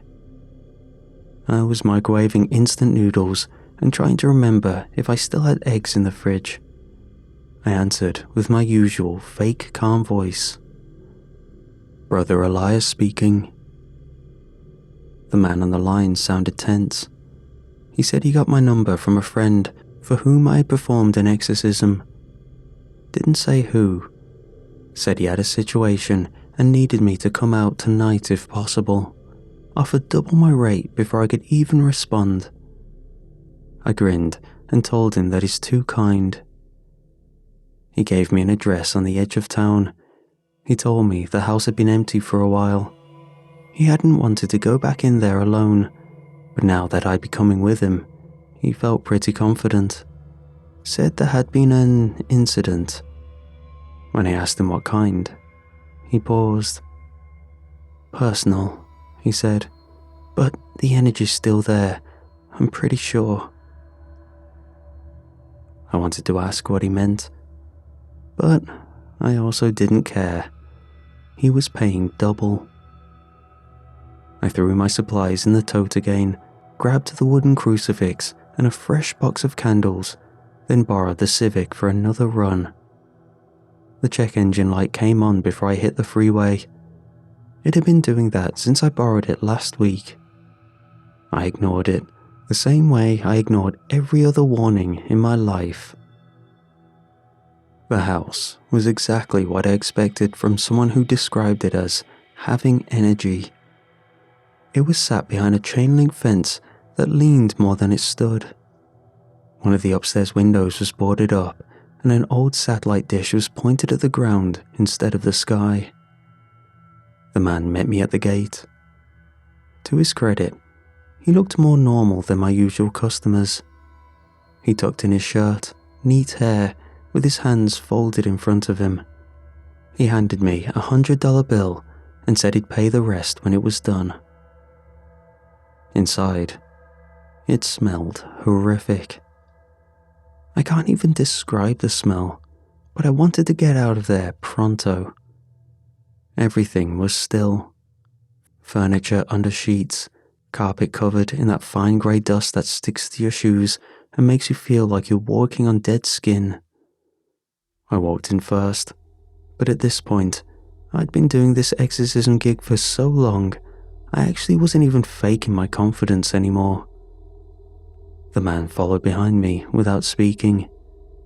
He was so quiet that it made me miss the people who would ask dumb questions or react when I waved my fake holy water. Instead, he hovered near the door and stared into the living room. I lit the candles one by one, muttering phrases I was pretty sure were indistinguishable from actual priests now. I sprinkled salt around the door frames, making sure to look intense and focused while thinking about what I would order on the drive home. I opened my Bible to a random passage, traced my fingers down the margin, and read the first verse I saw. "Woe unto them that call evil good and good evil," I said out loud. But something felt off. Not loud or obvious, more like a draft you only notice when the back of your neck starts to itch. I'd circled through every room on the main floor, performing what I generously call rites. I figured we were about done, though I hadn't found out what the cause of his haunting was yet. Then, the hallway door slammed shut behind me. I didn't jump, but my shoulders did move a little, unprofessionally. I turned around, trying to see what made the noise. Another door slammed, this time the one to the kitchen. That one shook the wall. A second later, something clattered behind me. I turned and saw a plate spin off the counter and explode onto the floor. I paused. I looked at the homeowner to gauge if this was some kind of sick prank, maybe a setup, a weird joke to get back at whoever referred to me. But he wasn't laughing. He looked nervous and scared. "You seeing this?" I asked, pointing at the mess. He nodded. I stared at the shattered plate, then at the ceiling. "Okay," I said, a voice a little higher than before. "Strong one, strong presence. We'll need more tools for this." I started walking toward the front door. If this was a prank, I wasn't giving them the satisfaction. If it wasn't, then I was going to regroup in the car, come up with a better excuse, or just drive away and pretend someone in my immediate family died or something. I reached for the door and grabbed the handle with what I hoped looked like casual authority, turned it. Nothing happened. I twisted harder. It didn't budge. I glanced over my shoulder. "You locked this?" He shook his head slowly. I tried again. Still locked. I then leaned into it, pressing my weight forward, then stepped back and gave it a good rattle. It stayed shut. That was when the sweat started under my shirt. We'll give it a second," I said out loud. I turned back toward the man, hoping for some input. He wasn't looking in my direction. Instead, he was looking toward the hallway. His face had gone slack, his mouth opened slightly, and his eyes widened without blinking. I didn't like that expression.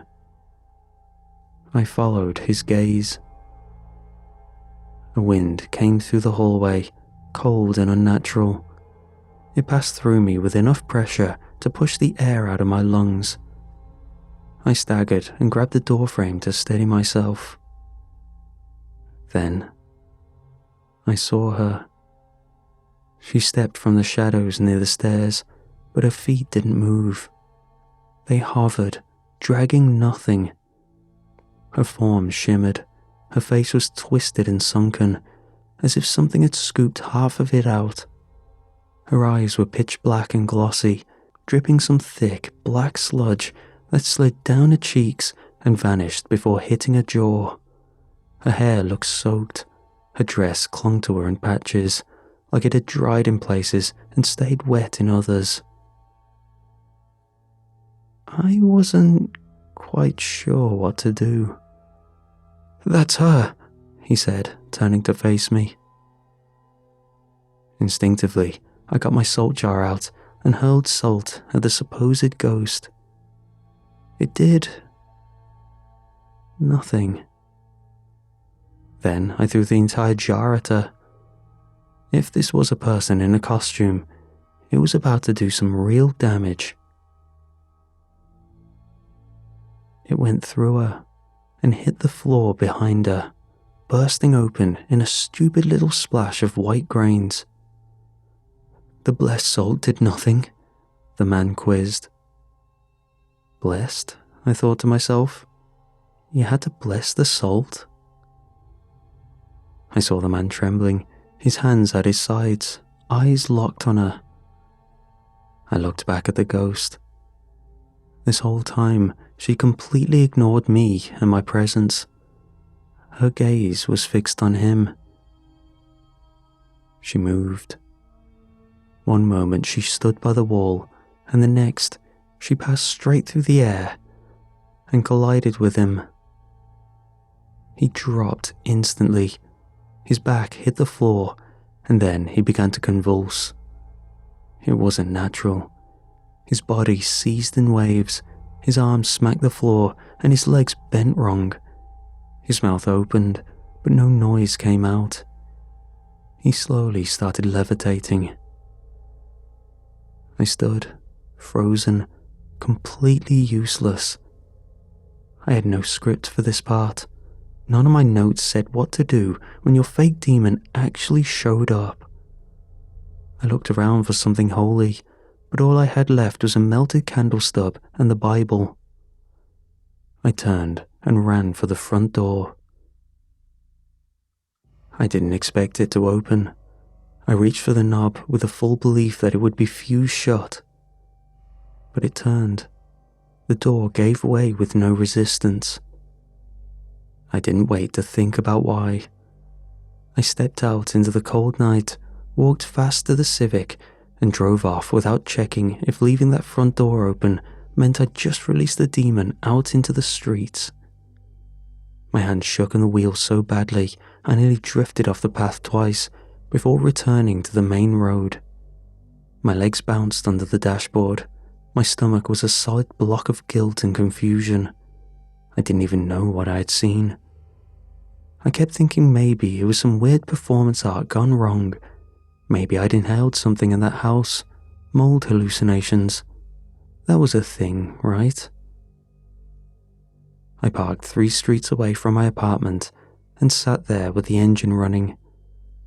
I thought about what would happen if I called someone, told the cops there was something wrong at that house. They'd ask me what. I couldn't say.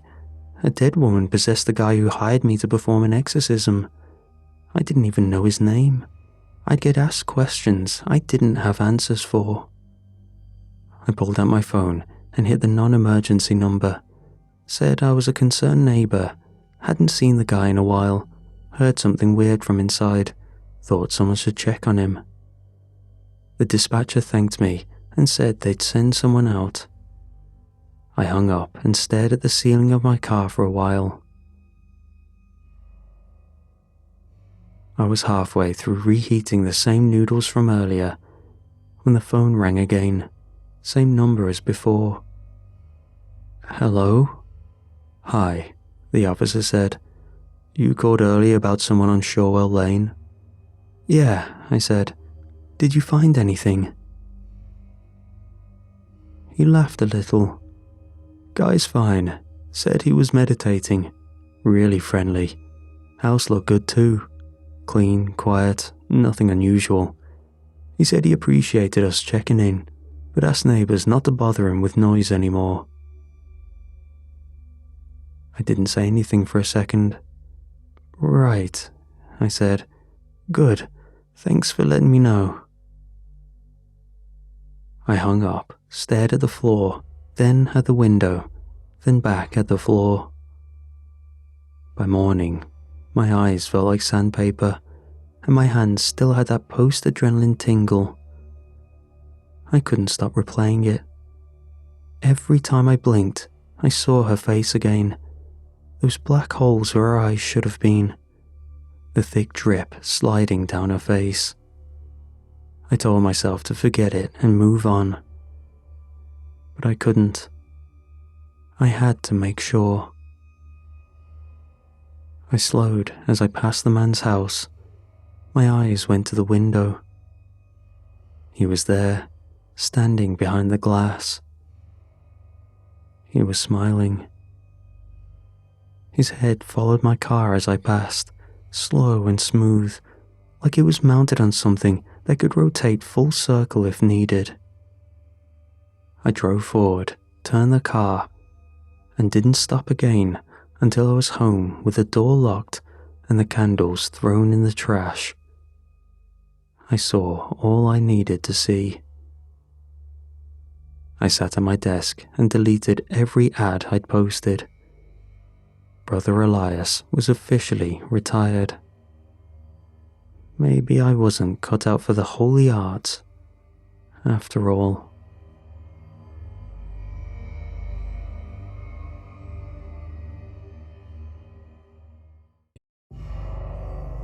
I pulled up to the address, engine running long enough for the radiator to tick in protest. The building stood 4 stories high, concrete worn down to a grey so lifeless it blended with the sky. Cracks ran up the facade in narrow, diagonal patterns. Someone had patched over the larger ones with foam sealant, but the rest looked untouched. A handful of rusted window units buzzed on the upper floors, and thin faces hovered behind curtains, peering out at the street. Some disappeared when they saw me in plain clothes, others didn't bother hiding. Yellow tape stretched across the entrance. 2 uniforms stood beside it, looking like they hadn't slept in days. One of them nodded when he saw me approach and lifted the tape. Detective Hanley, I said, flashing my badge before he could ask. Yeah, upstairs, 3rd floor, Unit 3C. You'll want to see it yourself. I didn't say anything back. He looked relieved by that. The stairwell reeked of mildew and detergent, cheap industrial cleaner from the smell of it. Someone had made a half-baked effort to mop the blood trail that leaked from under the victim's door and ran down to the base of the steps. Rats scurried and ran deeper into the building as I made my way through. Unit 3C was open, held that way by a folding wedge jammed under the hinge. 2 more officers stood inside. They didn't bother with pleasantries. One was busy writing in a small flip notepad. The other looked pale, his arms crossed tightly over his chest. I stepped in and scanned the room without touching anything. The air in the room was thick and humid. She'd been thrown into the far corner of the living room. What used to be a human body was now a crushed heap, limbs neck flattened at an angle that suggested a spine had snapped halfway down. Her jaw hung off by the muscle. This was done by a blunt object. Blood covered the vinyl floor in white splashes and thick streaks. Some had dried at the edges, some were still tacky. She was missing an arm. I kept my breathing slow and even. The walls were intact, and there was no overturned furniture, shattered lamps, or picture frames. Nothing suggested she'd fought back. She died exactly where she stood. This didn't seem like a fight gone bad, more like a one-sided beatdown. "Who found her?" I asked. One of the uniforms spoke up. "Neighbors 2 doors down," she called when she heard screaming. "Time? 10:26. Front door locked. Yeah, no sign of forced entry. The chain was still set when we arrived. We had to kick it. Rats were in the apartment when we kicked it down though. Can't be sure how much damage they did, but she was definitely dead way before that." That narrowed things in a way I didn't like. I moved closer to the body and examined the hands. The fingers were intact, no defensive wounds. I checked the mouth, gently lifting her chin with my gloved hands to expose the teeth. Some blood, but that was from impact, not from biting or being gagged. Nothing under the nails, no debris, no hair or fibers clinging to her clothes, no bruising on her remaining hand to suggest a self-defense attempt. It was by all means just a normal apartment. 1 bedroom, open kitchenette, books stacked neatly on the TV stand, a wine glass drying beside the sink. She had been living here peacefully, though her fridge looked ransacked. Whoever did this, it was definitely planned. I stepped back and let forensics take over. I needed to talk to the neighbors and potential witnesses. The hallway was quiet when I stepped out, but not empty. A man in a grey tank top leaned against his doorway, arms crossed. His eyes looked sunken and wet. I stopped by him first. "You the one who called?" He shook his head. "No, that was Flora, end of the hall, but I heard it too." "Tell me." "Loud, fast. I mean, there weren't any words shouted, but I think I heard a silent screaming, but I'm not sure. Definitely like thudding and crashing." "Was that normal? Noise like that?" He scoffed. "Nah, she was really quiet. Never even heard her on the phone. Don't even think she had a partner. Rarely brought people over." I checked his hands for any signs of bruising, just in case. I asked him for an alibi. He gave me a cell phone log with a delivery timestamp. Peter arrived at 10:19. I moved on. The next 2 neighbors offered similar stories. One woman heard thumping, thought it might be a domestic fight, but wasn't sure. The guy across from the victim was out working the night shift. All of them knew her by first name. None of them had complaints about her, let alone hated her enough to kill her. Then there was the older woman on the floor above. She had a house dress on, bare feet, and a smell that told me she hadn't done laundry in a long time. "I knew something would happen," she said, standing halfway behind a door. "There's something in the walls, always scratching, always moving." "You mean rats?" I asked. Her eyes didn't change. "No, worse than that." I nodded, but I didn't write anything down.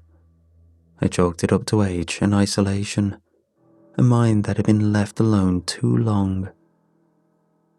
The last apartment I visited was the one directly above the victim's apartment.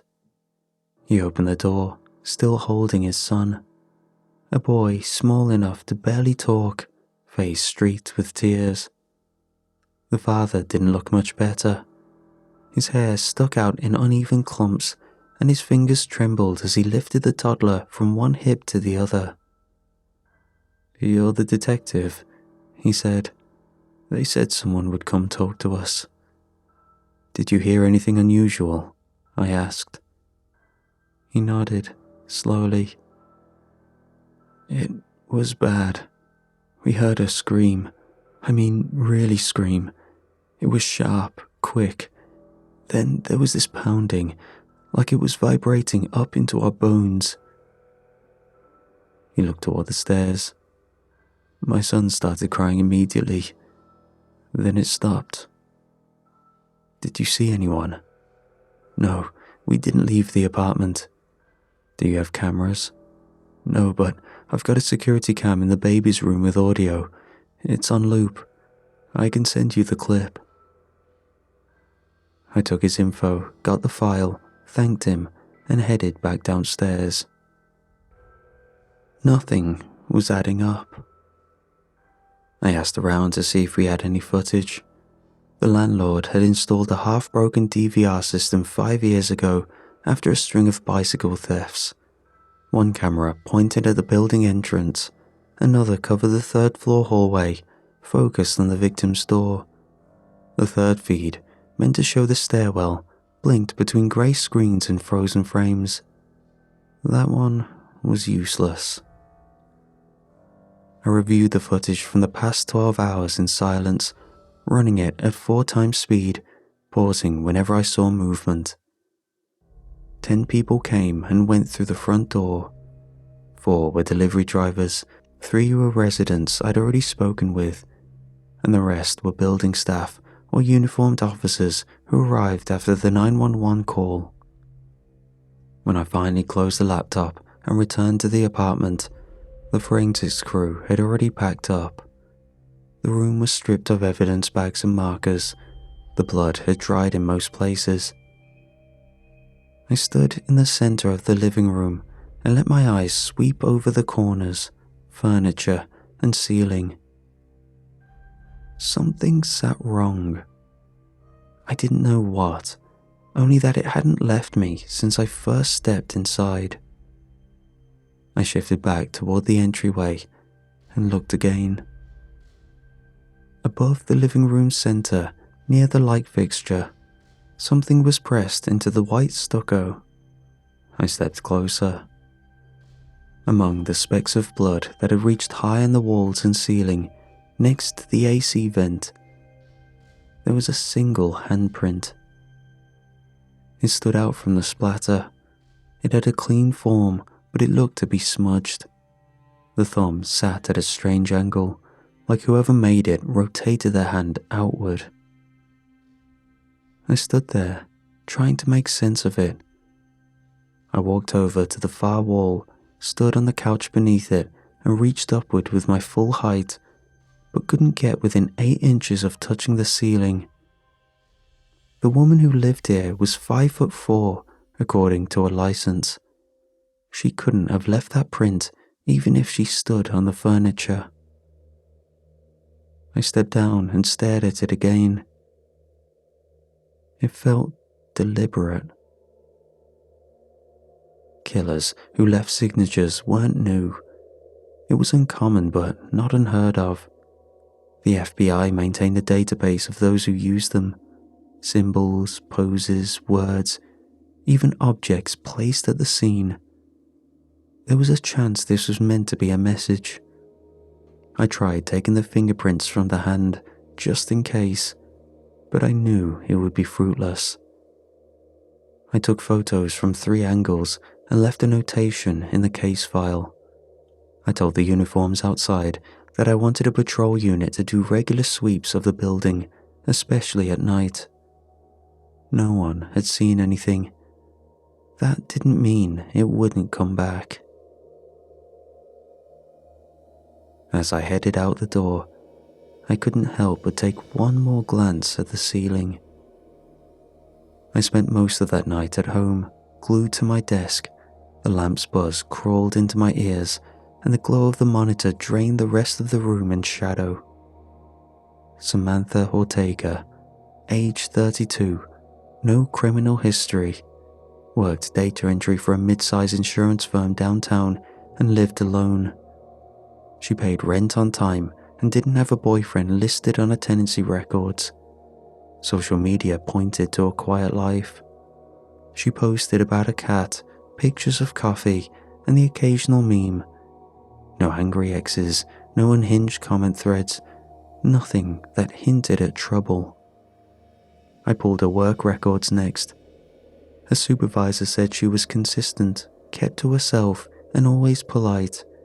Co-workers said she skipped happy hours, but always brought cupcakes to office parties. She'd been caught stealing milk from the staff fridge, but that was the most scandalous thing anyone could offer. I went through her message records, which yielded more silence. Her parents had texted her the night before her death about a recipe. Her father made a joke about finally learning how to poach an egg. There wasn't a single name in her life that raised a red flag. The only thing I had to go off now was the handprint left at the scene. I flagged the precinct's patrol schedule and ensured the 43rd Street walk up was assigned nightly drive-bys. Then I closed everything down and tried to sleep.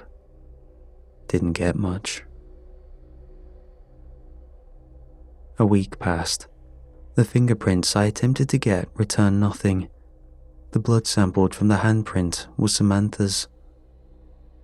It was early afternoon when my phone went off. "Detective Hanley," the officer said, "we've got another one. Same building, Unit 4C. I didn't ask any more questions over the phone. I grabbed my coat and left. When I pulled up to the building, the entire front entrance was flooded with activity. 2 squad cars blocked traffic. Their flashing lights lit up the cracked facade of the structure, painting it in bursts of blue and red. I spotted Officer Geller near the stoop, holding a bundled infant close to his chest. The child was shrieking, eyes swollen and face stained with tears. Geller wasn't built for this kind of thing. He looked more panicked than the kid. I stepped out and headed up. I was already getting sick. Inside the building, I was immediately met by rats again. The rodents seemed to be multiplying greatly each time I came here, perhaps because of the bodies, a new food source. Regardless, the scene was already controlled by the time I got there. The door to 4C stood wide open, a uniform stationed at either side, neither looking up as I passed. Inside, the walls held the same stale yellow as the floor below. The carpet was old, stretched out in places. The body lay against the bedroom wall. I recognized the man immediately. He was the one who had answered the door while holding his son. His neck had been snapped and driven downward with so much force that it had cracked the floorboard beneath him. One arm had been dislocated and bent behind his back, the other stretched outward, twisted at the wrist. His ribs had been crushed inward. One shoe had come off and lay across the room. But the worst part was that his entire head was missing. A second officer walked over, adjusting his gloves. There were rats everywhere when we came in. We counted dozens before they scattered. They came pouring out of somewhere. We couldn't keep track. Did you make sure they didn't contaminate the crime scene? I asked. For the most part. We arrived here quickly, so it's safe to say the killer is the one who took this poor guy's head off. The apartment itself was undisturbed. No forced entry, no sign of struggle, exactly the same as the other scene. I subconsciously glanced toward the ceiling, expecting to see a handprint. Though this time, I didn't find one. I made my way deeper inside the apartment, looking for any clue that might have been left by the killer. Inside the living room, above the couch, right next to another AC vent, sat another handprint. This one, however, wasn't smudged. It was as clean as a bloody handprint gets, unlike the previous one. I stood beneath it and stared. My jaw clenched. I hated it. There was something that felt smug about all of this. It was set there like punctuation. The sentence had ended, and this was how they signed it. I wanted to drag a chair over and scrub it off with my bare hands. I wanted it gone. It felt like a taunt. It wasn't personal, and this confirmed it. These weren't crimes of passion.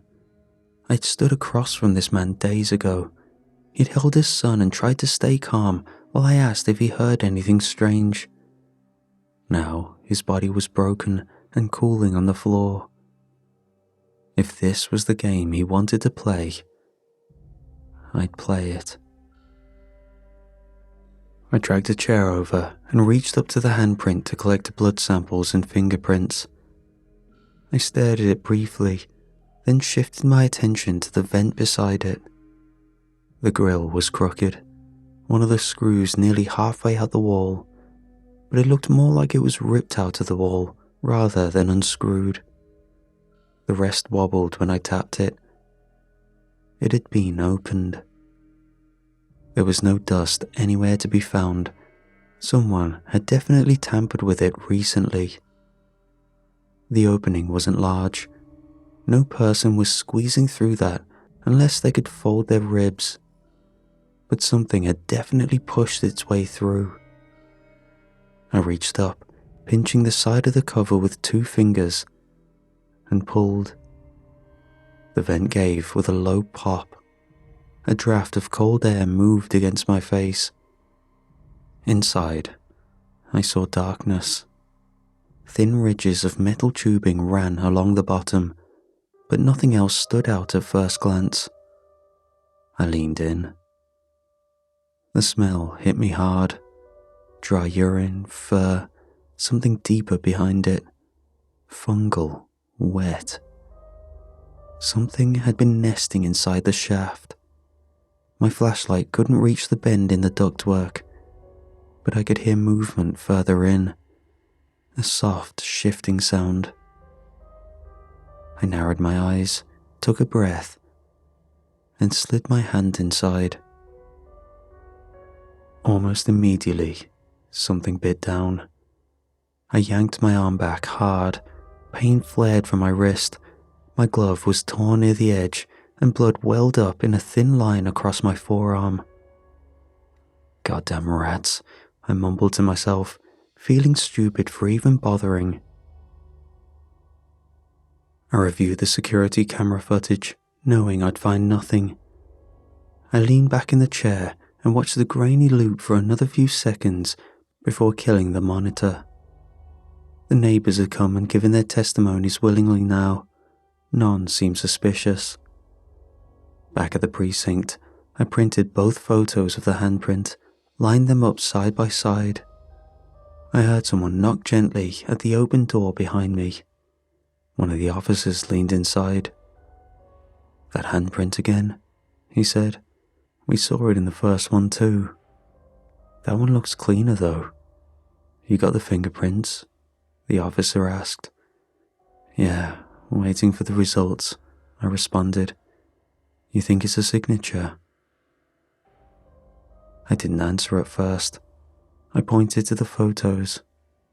"Look, I'm not sure what it is, but the first victim was in 3C, the next one in 4C. Now, we're looking at 2 murders, same layout, right on top of each other. And this sicko keeps leaving a handprint on the ceiling. Is it supposed to be pointing toward the next murder?" The officer leaned closer to get a better look. "You think there's a pattern?" "I think so." He looked at me, puzzled. I folded the photos, took them into the case file, and stood. "Get me the contact for the tenant in 5C. I want them out by tomorrow." The results from the fingerprints came back before I could arrive at 5C. It was human, female. The software matched it against the national database, and the ID pinged immediately. It was her. Samantha Ortega, the first victim. I sat with a phone in my lap, eyes forward, staring at the dashboard, but not really seeing it. My first thought was a mistake. Some lab tech mislabeled a sample, or the swab had been contaminated by the crime scene itself. But that wouldn't explain the location. She couldn't have reached that high up on her own ceiling, let alone another apartment's. She'd been dead a week. It started to settle in. Someone had taken her arm and used it, pressed it into the wall, forced her dead fingers flat, made the handprint themselves. It had to have been done shortly before we arrived too. The detail in the print, the residue, it wasn't from a week ago. This psychopath was mocking the investigation. I knocked on the door of 5C that evening. A tired man answered, eyes sunken, shirt stained with something brown near the collar. He looked at me and didn't ask why I was there. He held the door open and said his sister had room for him and his wife. They were packed in 10 minutes. I didn't have to push. Based on what had been happening here, I'm sure he was happy to get out of the building. Once the unit was empty, I called it in, got clearance from the department, told them I had reason to believe the following incident would happen there. They gave me approval, said I had a week on site. The only things I brought were a notebook and a loaded sidearm. I kept the door locked behind me, left the lights on. I stayed in the living room with the radio on the counter and my badge within reach. I didn't know if this psycho would come. I only knew he or she had come twice before, and that both times no one was ready. If I were wrong, I'd waste a week. But if I were right, maybe I could save a life. All I knew was that there was some kind of pattern here, a very clear move vertically, and I hoped I was right. I stayed up in the chair most of the night, legs stiff, hand resting near the grip of my sidearm. The patrol outside checked every 2 hours, radio brief, no sign of anything moving in or out of the building. I responded each time, short and clear. I watched the door, then the ceiling, then the door again. Every hour stretched. At around 3 in the morning, I stood once to stretch my back and walk to the window, not to look out, but to move. I circled the kitchen, poured a cup of cold coffee, and drank it without tasting anything. It was right after I sat down again that I heard the noise. It came all at once. A crash, loud and sudden, something breaking against the wall, then screaming. Short, clipped, human.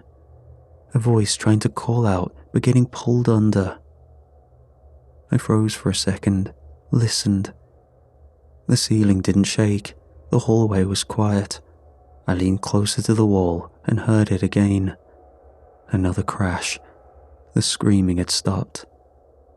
Then I understood. It was next door.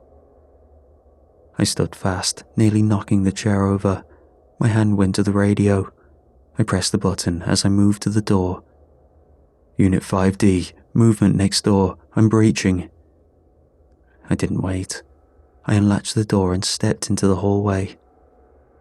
The air was colder outside the apartment. The hallway lights flickered faintly. Rats poured from everywhere. But I had too much adrenaline coursing through me to care about rats. They rushed along the walls in waves, scurrying across my boots. I stepped into them and made my way to the unit. Police, open the door. No response. I raised my leg and kicked at the lock. It gave on the second try. The door slammed inward and bounced off the wall. I stepped through, gun raised, badge lifted, half a warning on my lips. Then I saw it. It wasn't a person. The thing in front of me was a shifting mass of rodents. Hundreds, maybe thousands of them packed into rough shape. A mound of matted fur and bone that stood taller than a man. Their bodies moved in sync, their limbs pushing and pulling together to mimic the form of a torso, arms and legs. It was a body, made from bodies. The head wore skin, a human face stretched across the front, torn at the edges. I recognized it. The single father, his jaw hung open, lips sagging. From the sockets of his eyes, dozens of smaller eyes blinked, each one black and glassy. The right arm was human too, pale and thin, bruised at the shoulder where it had been ripped from another corpse. Samantha's. It was kneeling on top of the man who lived there. It struck the man with ridiculous force. The body bounced beneath each strike. The sound was sickening. Bones breaking wetly. The floor beneath them shook with each impact. I stared, dumbfounded, as it ripped an arm off the man's corpse, and the rats started to bury themselves inside the arm, adding it to their sick form. I emptied the clip into it. Each round hit, but there was no visible break in the skin. Instead, a thick black vapor hissed out from the impact sites and drifted upward in thin, rising trails. It moved slower than smoke should have, hanging in the air before thinning and disappearing into the ceiling. Rounds tore through the air and buried themselves in the thing's mass. Rats split apart and fell. Some screamed. Others swarmed in to fill the gaps, dragging their fallen inward and disappearing into the body again. Its shape shifted and the face twisted. The mask tilted to look at me, and the eyes inside the sockets blinked in unison. I fumbled for another clip. My hands didn't want to cooperate. My left wrist was still bandaged from the vent bite, and the blood pulsing through it made my fingers weak. The magazine slipped, clattered to the floor. It moved fast. One of its limbs swept sideways and caught me across the upper chest. The force was enough to throw me sideways into the doorframe. The corner caught me behind the shoulder. My arm went numb, and I hit the floor with half my vision fading out. I tried to raise my head and couldn't tell if the wetness on my temple was blood or sweat. I stayed like that for a few seconds, The sound of its breathing had stopped. I heard it scrape across the floor once. Then everything went quiet. When I lifted my head again, I saw it at the far end of the room. It slid and scraped across the floor, more like a tide than a body.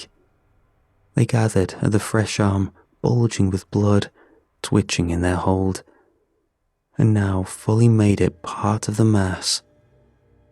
It lifted itself with reverence, gripping the ceiling with Samantha's hand, leaving behind a handprint. It flowed into the ductwork, vanishing section by section. The last thing I saw before it disappeared was the father's head, pulled upward by the neck as rats vanished behind it. The patrol burst in seconds later, guns raised, shouting. They called in others, cleared the room, searched the building. There was no clue as to where the killer had gone. The apartment above was undisturbed. They kept me in the hospital for observation. I was stitched up across the shoulder, bruised along the ribs and concussed. Nothing that needed surgery, but enough to take me out of the field. The department put me on leave without asking. Most of my time there passed in a haze of blood pressure checks, fluorescent lights and voices. I didn't speak when they asked what I saw.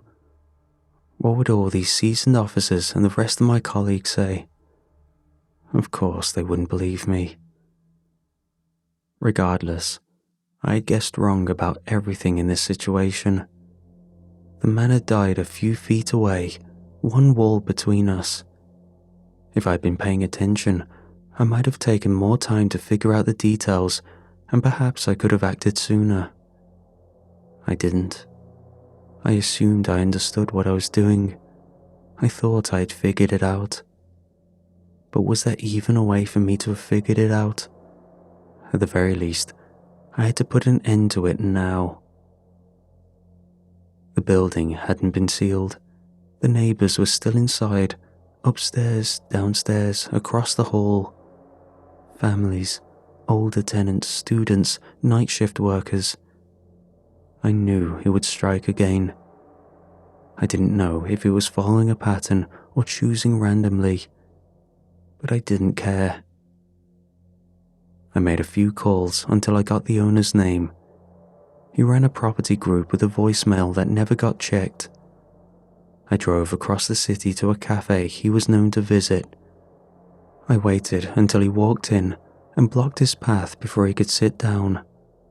I showed my badge, lowered my voice, and told him the building was a liability waiting to burn down. I told him pest control records and a few more outright lies were falsified. Lastly, I told him that if even one more incident happened, I'd see his entire management team in front of a grand jury. I had no authority to say any of that, but I said it anyway. He asked what I wanted. I told him I wanted the building emptied. He said that would take weeks. I told him he had until the morning.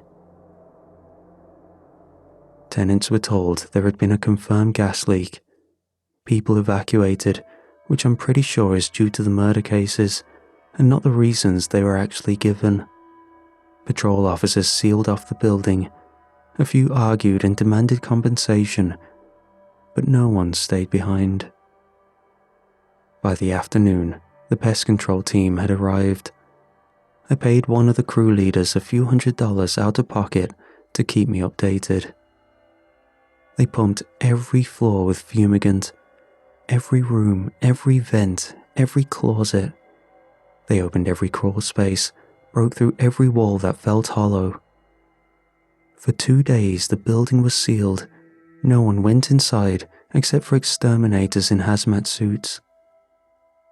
On the 3rd day, I got the call. They said I needed to see it for myself.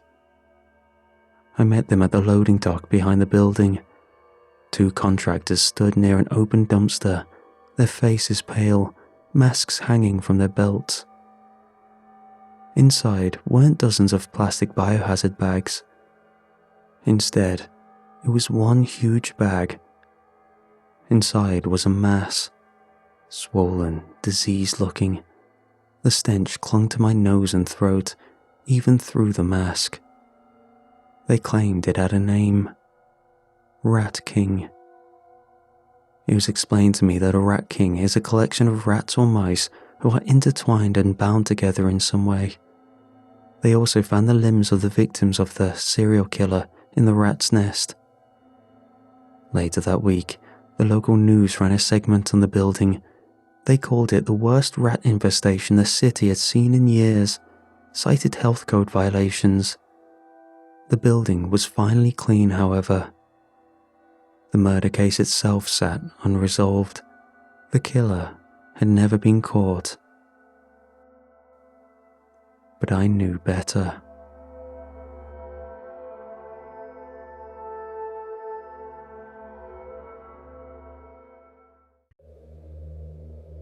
I hadn't dated anyone in 5 years. After Emily, it stopped making sense. People tried, my sister especially. Even co-workers I barely talked to invited me to things, always with a look that hovered somewhere between pity and optimism. Most of it ended the same way. Someone asking if I thought about therapy or maybe trying again. I appreciated it. I really did. But it felt rushed, like everyone was trying to get me to move forward before I had time to pick my feet up.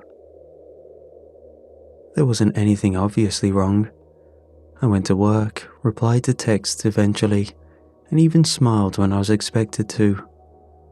But with people, I kept things at a distance. I couldn't let anything real in without feeling like something would break open. Most days, I told myself I was tired.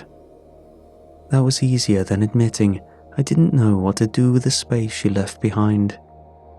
New people felt like stand-ins for something I couldn't recreate, and the idea of trying again made me feel dishonest, like pretending a wound had closed when I could still feel it every time I turned my head the wrong way.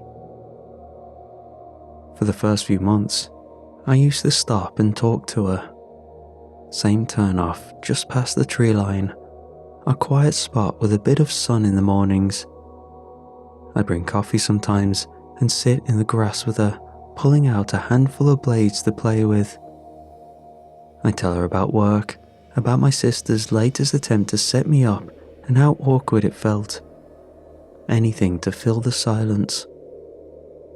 There was no version where Emily and I worked anymore. I knew that, but I kept showing up in the mornings every other day or so before work like clockwork. It was selfish, but pretending we were still together was nice.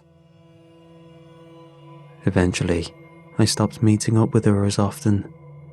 My therapist said that meant I was starting to move on, and it was a good sign I didn't feel the need to talk every day. I didn't argue, but some mornings on the drive to work, I'd catch a glimpse of her on that stretch of road and instinctively ease off the gas, just slow down enough to see her. Then, I met Claire. We were both invited by mutual friends to a backyard barbecue in late spring. I was leaning against the fence with my phone in hand, pretending to check something, when she walked over and asked if I always looked that bored or if tonight was special. I told her I was trying to figure out the exact minute it'd be socially acceptable to leave. It was meant as a joke, but it was also true. And something about that made her let out a snort laugh, sharp and unexpected, like she hadn't meant to let it escape. I remember thinking that laugh was the first honest sound I'd heard in forever. We spent the rest of the night orbiting around the usual small talk without ever landing in it. We ranked fast food fries, debated the worst gas station snack, and traded the craziest things we'd overheard in public. When it got too cold, she handed me a number and told me to call her when I was ready. I said I would. And I did. It started slow. Coffee, which turned into a couple of drinks, and walks that turned longer than we meant them to. Nothing forced. Being around her felt easy in a way I didn't expect. By the third month, I caught myself doing things without thinking, reaching for her hand, leaning in close to say something dumb just to make her laugh. I wasn't floating anymore. I was there. Claire never asked for context. She just left space for me to figure it out on my own. I think she knew I was still mentally sorting through things. I didn't tell her about Emily. I wasn't ready. It didn't feel right to bring up old relationships when something new was just starting to feel stable.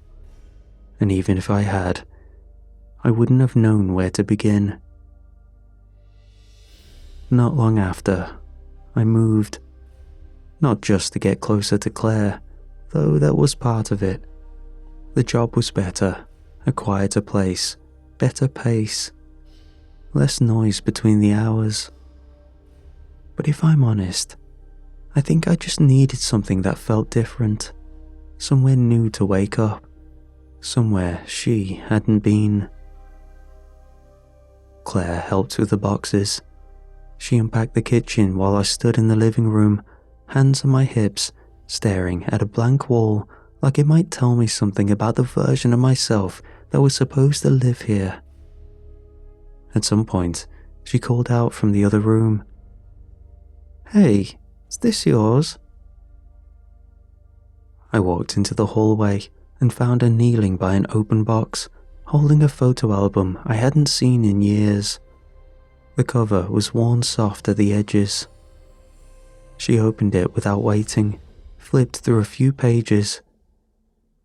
"Is this your awkward phase?" she joked, holding a photo of me at maybe 20. I smiled, kind of. Something like that. Then she turned the page. There was a picture of me and Emily, one I didn't remember packing. Claire didn't say anything for a beat too long. Her eyes skimmed the page, then flicked up to mine. I knew what she was going to ask before she did. But instead, she closed the album gently and set it aside. "So, I'm guessing she's not your cousin," she said, half a smile tugging at the corner of her mouth. I didn't say anything. I didn't need to. Whatever reaction crossed my face must have told her enough. Claire's smile faded just slightly. "You want tea or coffee?" That was it. No pressure or push, just the soft pivot back to the kitchen. She understood that she brushed up against something and decided to leave it alone until I was ready. I liked that she didn't push. The playlist showed up the morning after she stayed over.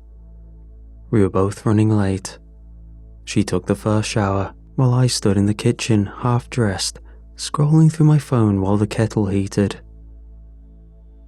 It was there, at the top of my homepage, a new playlist. You remember us, right? At first, I thought it was one of those auto-generated nostalgia things. Spotify does things like that sometimes, but there was no thumbnail, just a collage of art albums I didn't recognize. I hit play. The first track was quiet, with soft vocals and slow guitar. Nothing I could name, but the melody felt like something I'd heard once in the background of a coffee shop. I let it play while I ground the beans and filled the press. Then, the second song started. I was leaning on the counter when it hit me. It wasn't just familiar. It was hers. Emily's. One of the ones she used to hum without realizing, tapping her foot against the dash. I hadn't heard it in years, but the second it played, I could feel it in my chest, sharp and too sudden. I reached for my phone, thumb halfway to skipping. Claire walked into the kitchen just then, towel wrapped around her, hair damp and clinging to her neck. "Oh, I love this one," she said. She brushed past me and nudged my hand away like it was nothing. "Go shower, you're gonna be late." I hesitated. Then I handed her the mug, took my phone with me, and set it on the bathroom sink. I stepped in and let the hot water hit my shoulders. But something about the song stuck behind my ribs. That second one was hers. Then, the third track started. And that was it. The song Emily and I joked about getting married to. I pressed my back to the tile and slid down until I was sitting on the shower floor. The water was too hot, but I couldn't move. That third song pulled something up I'd kept buried so deep I'd started to believe it wasn't there anymore. My chest tightened until it hurt to breathe, and I just sat there, knees pulled in, while the water ran over my face like it might wash something out of me. I let it happen. I let it break through slowly and quietly until I managed to pull all the pieces of me back together.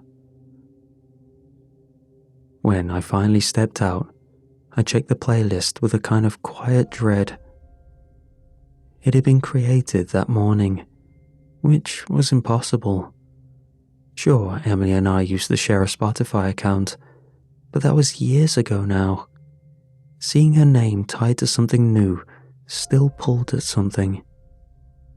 And for a second, I caught myself wondering if she knew about Claire.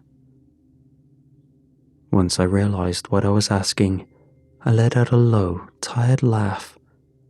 Not because it was funny. It was just one of those reactions you can't control when something hits in the wrong way. It settled in my chest and dragged up guilt. And it stung. I'd moved on, and I hadn't seen her in a long time, and even though I kept telling myself I had my reasons and that it was healthy, they didn't feel like enough anymore. I don't know what shifted, but suddenly, it felt like I owed her something, that I betrayed her. For the first time in a while, I felt like I needed to see her again. Not just remember her, not just scroll through old photos or let a song gut me from the inside. I needed to be there. I dressed quickly, my heart still thudding. When I stepped out, the house smelled like fresh coffee and Claire's shampoo. She was by the door, boots half on. "You good?" she asked. "Yeah," I said.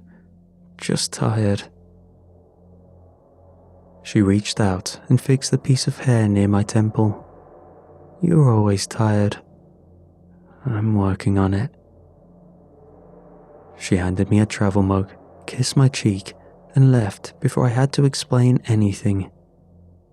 Things were just starting with Claire. I didn't want to ruin that. I didn't want her pulling away. But I had already made up my mind. I called in sick and left before I could talk myself out of it. The playlist started on its own as I backed out of the driveway. I didn't touch it, just let it play. If I wasn't sure before, I was sure now. Windows cracked, the road stretched ahead like something waiting. The day felt too quiet for what was happening in my head. The town was only an hour away, mostly highway, Then that familiar stretch of two-lane road that curved through old hills and open fields. It had been a while, but I knew the way. I didn't need a map. About halfway there, a slow song faded in, barely audible at first. I didn't recognize it right away, not until memory came in hard behind it. It was the one that played the night we danced in the kitchen after a mom's funeral.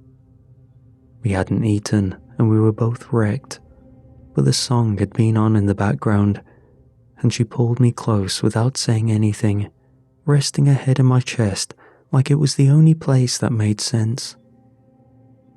I gripped the wheel tighter, my throat burned. I blinked hard and didn't look away from the road. A few miles later, the music shifted. Don't Break My Heart. It played once, then again. The line kept looping. Break, break, break. Glitching and distorting. It echoed like the car itself had picked it up and was repeating it back to me. The hair on my arm stood up. I looked up just in time to see the semi drift into my lane. I hit the brakes as fast as I could. Tires screamed and the world jolted.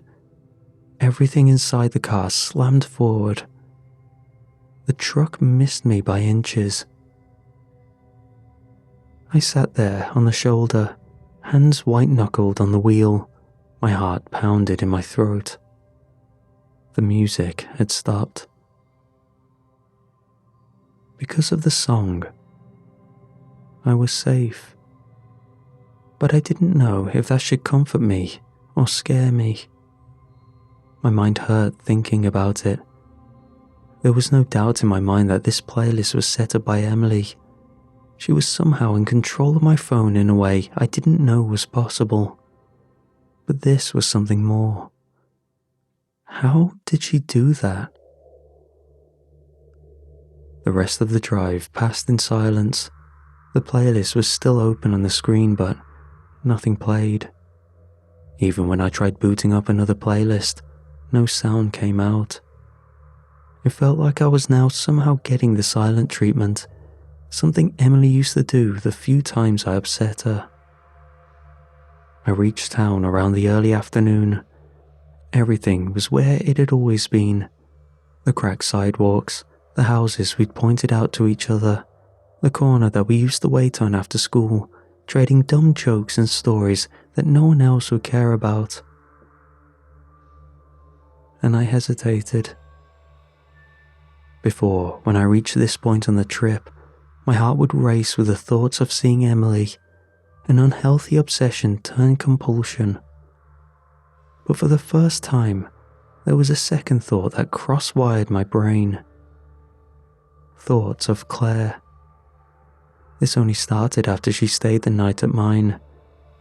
Emily's intentions were clear. Was I ready to just walk into them? I made a decision. With a deep breath, I turned the wheel, ready to exit the town and leave Emily behind once and for all. But it seemed Emily wasn't done with me. The song that came through my car speakers crackled with pops. It was so loud, borderline distorted with volume. I didn't even know my beat-up car could get this loud. Nothing I did would soothe them. My phone's screen was unresponsive, the volume dial span with no change. I wanted to fight it, but I knew I couldn't. She had a hold over the situation that was beyond my understanding. And deep down, she knew she didn't even have to push this hard. My brain screamed at me to run, but my heart wanted to see this through, and all logic was being thrown out the window. I parked where the neighborhood thinned out. Trees were taller here, older. I followed the same stone path. I didn't have to wonder where she was. Didn't have to call to arrange a meeting spot. She was always in the same place. Then, I saw her. I stood in front of her for what felt like too long, hands in my pockets, mouth too dry to say anything that wouldn't sound stupid. I kept waiting for the silence to break on its own, hoping the guilt would settle into something I could carry again. "Sorry I haven't been around," I said, finally. It felt strange, talking to a grave after this long. But once I started, I couldn't stop. I told her I tried to move on, that it had taken longer than I wanted to admit, that even now, I wasn't sure I'd done it right. I said her name a few times, just to feel the weight of it again, but it felt foreign. My nose stung and my eyes burned. I bit down hard just to hold myself together. And then I told her about Claire. She probably already knew, but I gave it to her straight, a formal introduction. It felt right to say it out loud. "You probably wouldn't love the idea, but Claire makes me happy, and I need that. I need something real," I said. "But it hasn't stopped me caring about you. It never could. But holding on the way I had, it started to feel more like a weight than a memory," I added. "I know you're upset," I said, "and maybe this won't help, but I hope it at least makes sense. I miss you. I always will. I was broken without you, but I'm finally getting better." Just as the words left my mouth, I started to hear something. It's been so lonely without you here, like a bird without song. It was a song coming from my phone. I didn't start it. I hadn't touched anything. The voice was unmistakable. Sinead O'Connor. The track was Nothing Compares to You. Emily used to play it when she thought I wasn't listening, humming along under her breath in the kitchen while she moved between cabinets like the whole house belonged to the rhythm. Nothing can stop these lonely tears from falling. Tell me, baby, where did I go wrong? I tried wiping my face, but it didn't do anything. I thought I cried it all out in the shower that morning, but the tears didn't slow. They kept coming, slow and hot. No, it wasn't you. I just thought staying away was helping. Everyone kept saying I needed space, that moving on meant not looking back too much. I rubbed at my eyes. But I should have come sooner. I should have done this my way. I thought I was healing, but really, I was just avoiding you. The chorus played again, quieter now. Just the voice and the wind and everything I hadn't said in a long time. Look, I'll visit more, I said. Not just when I'm falling apart, not just when I miss you. I'll give you updates on my life, even the boring parts. I let out a sob chuckle at that. But please, you have to let me live my life. Okay? The song ended, and the playlist didn't load another. I stayed for a while longer, watching shadows shift across the stone while I waited for the tears to stop falling. A strange feeling of peace washed over me, and eventually I stood and walked back to the car. The sky had gone pale. I didn't know if anything I said had mattered, but it felt like something had let go. The drive home was quiet. The playlist never started again. I left my phone silent in case it ever did come back on. Part of me wanted to hear from Emily again, Little flashes of her kept cutting through. Her laugh, the way she held a mug with both hands when she was tired, how she used to steal the covers and pretend she didn't notice. She hadn't been trying to break Claire and me up. She was just lonely.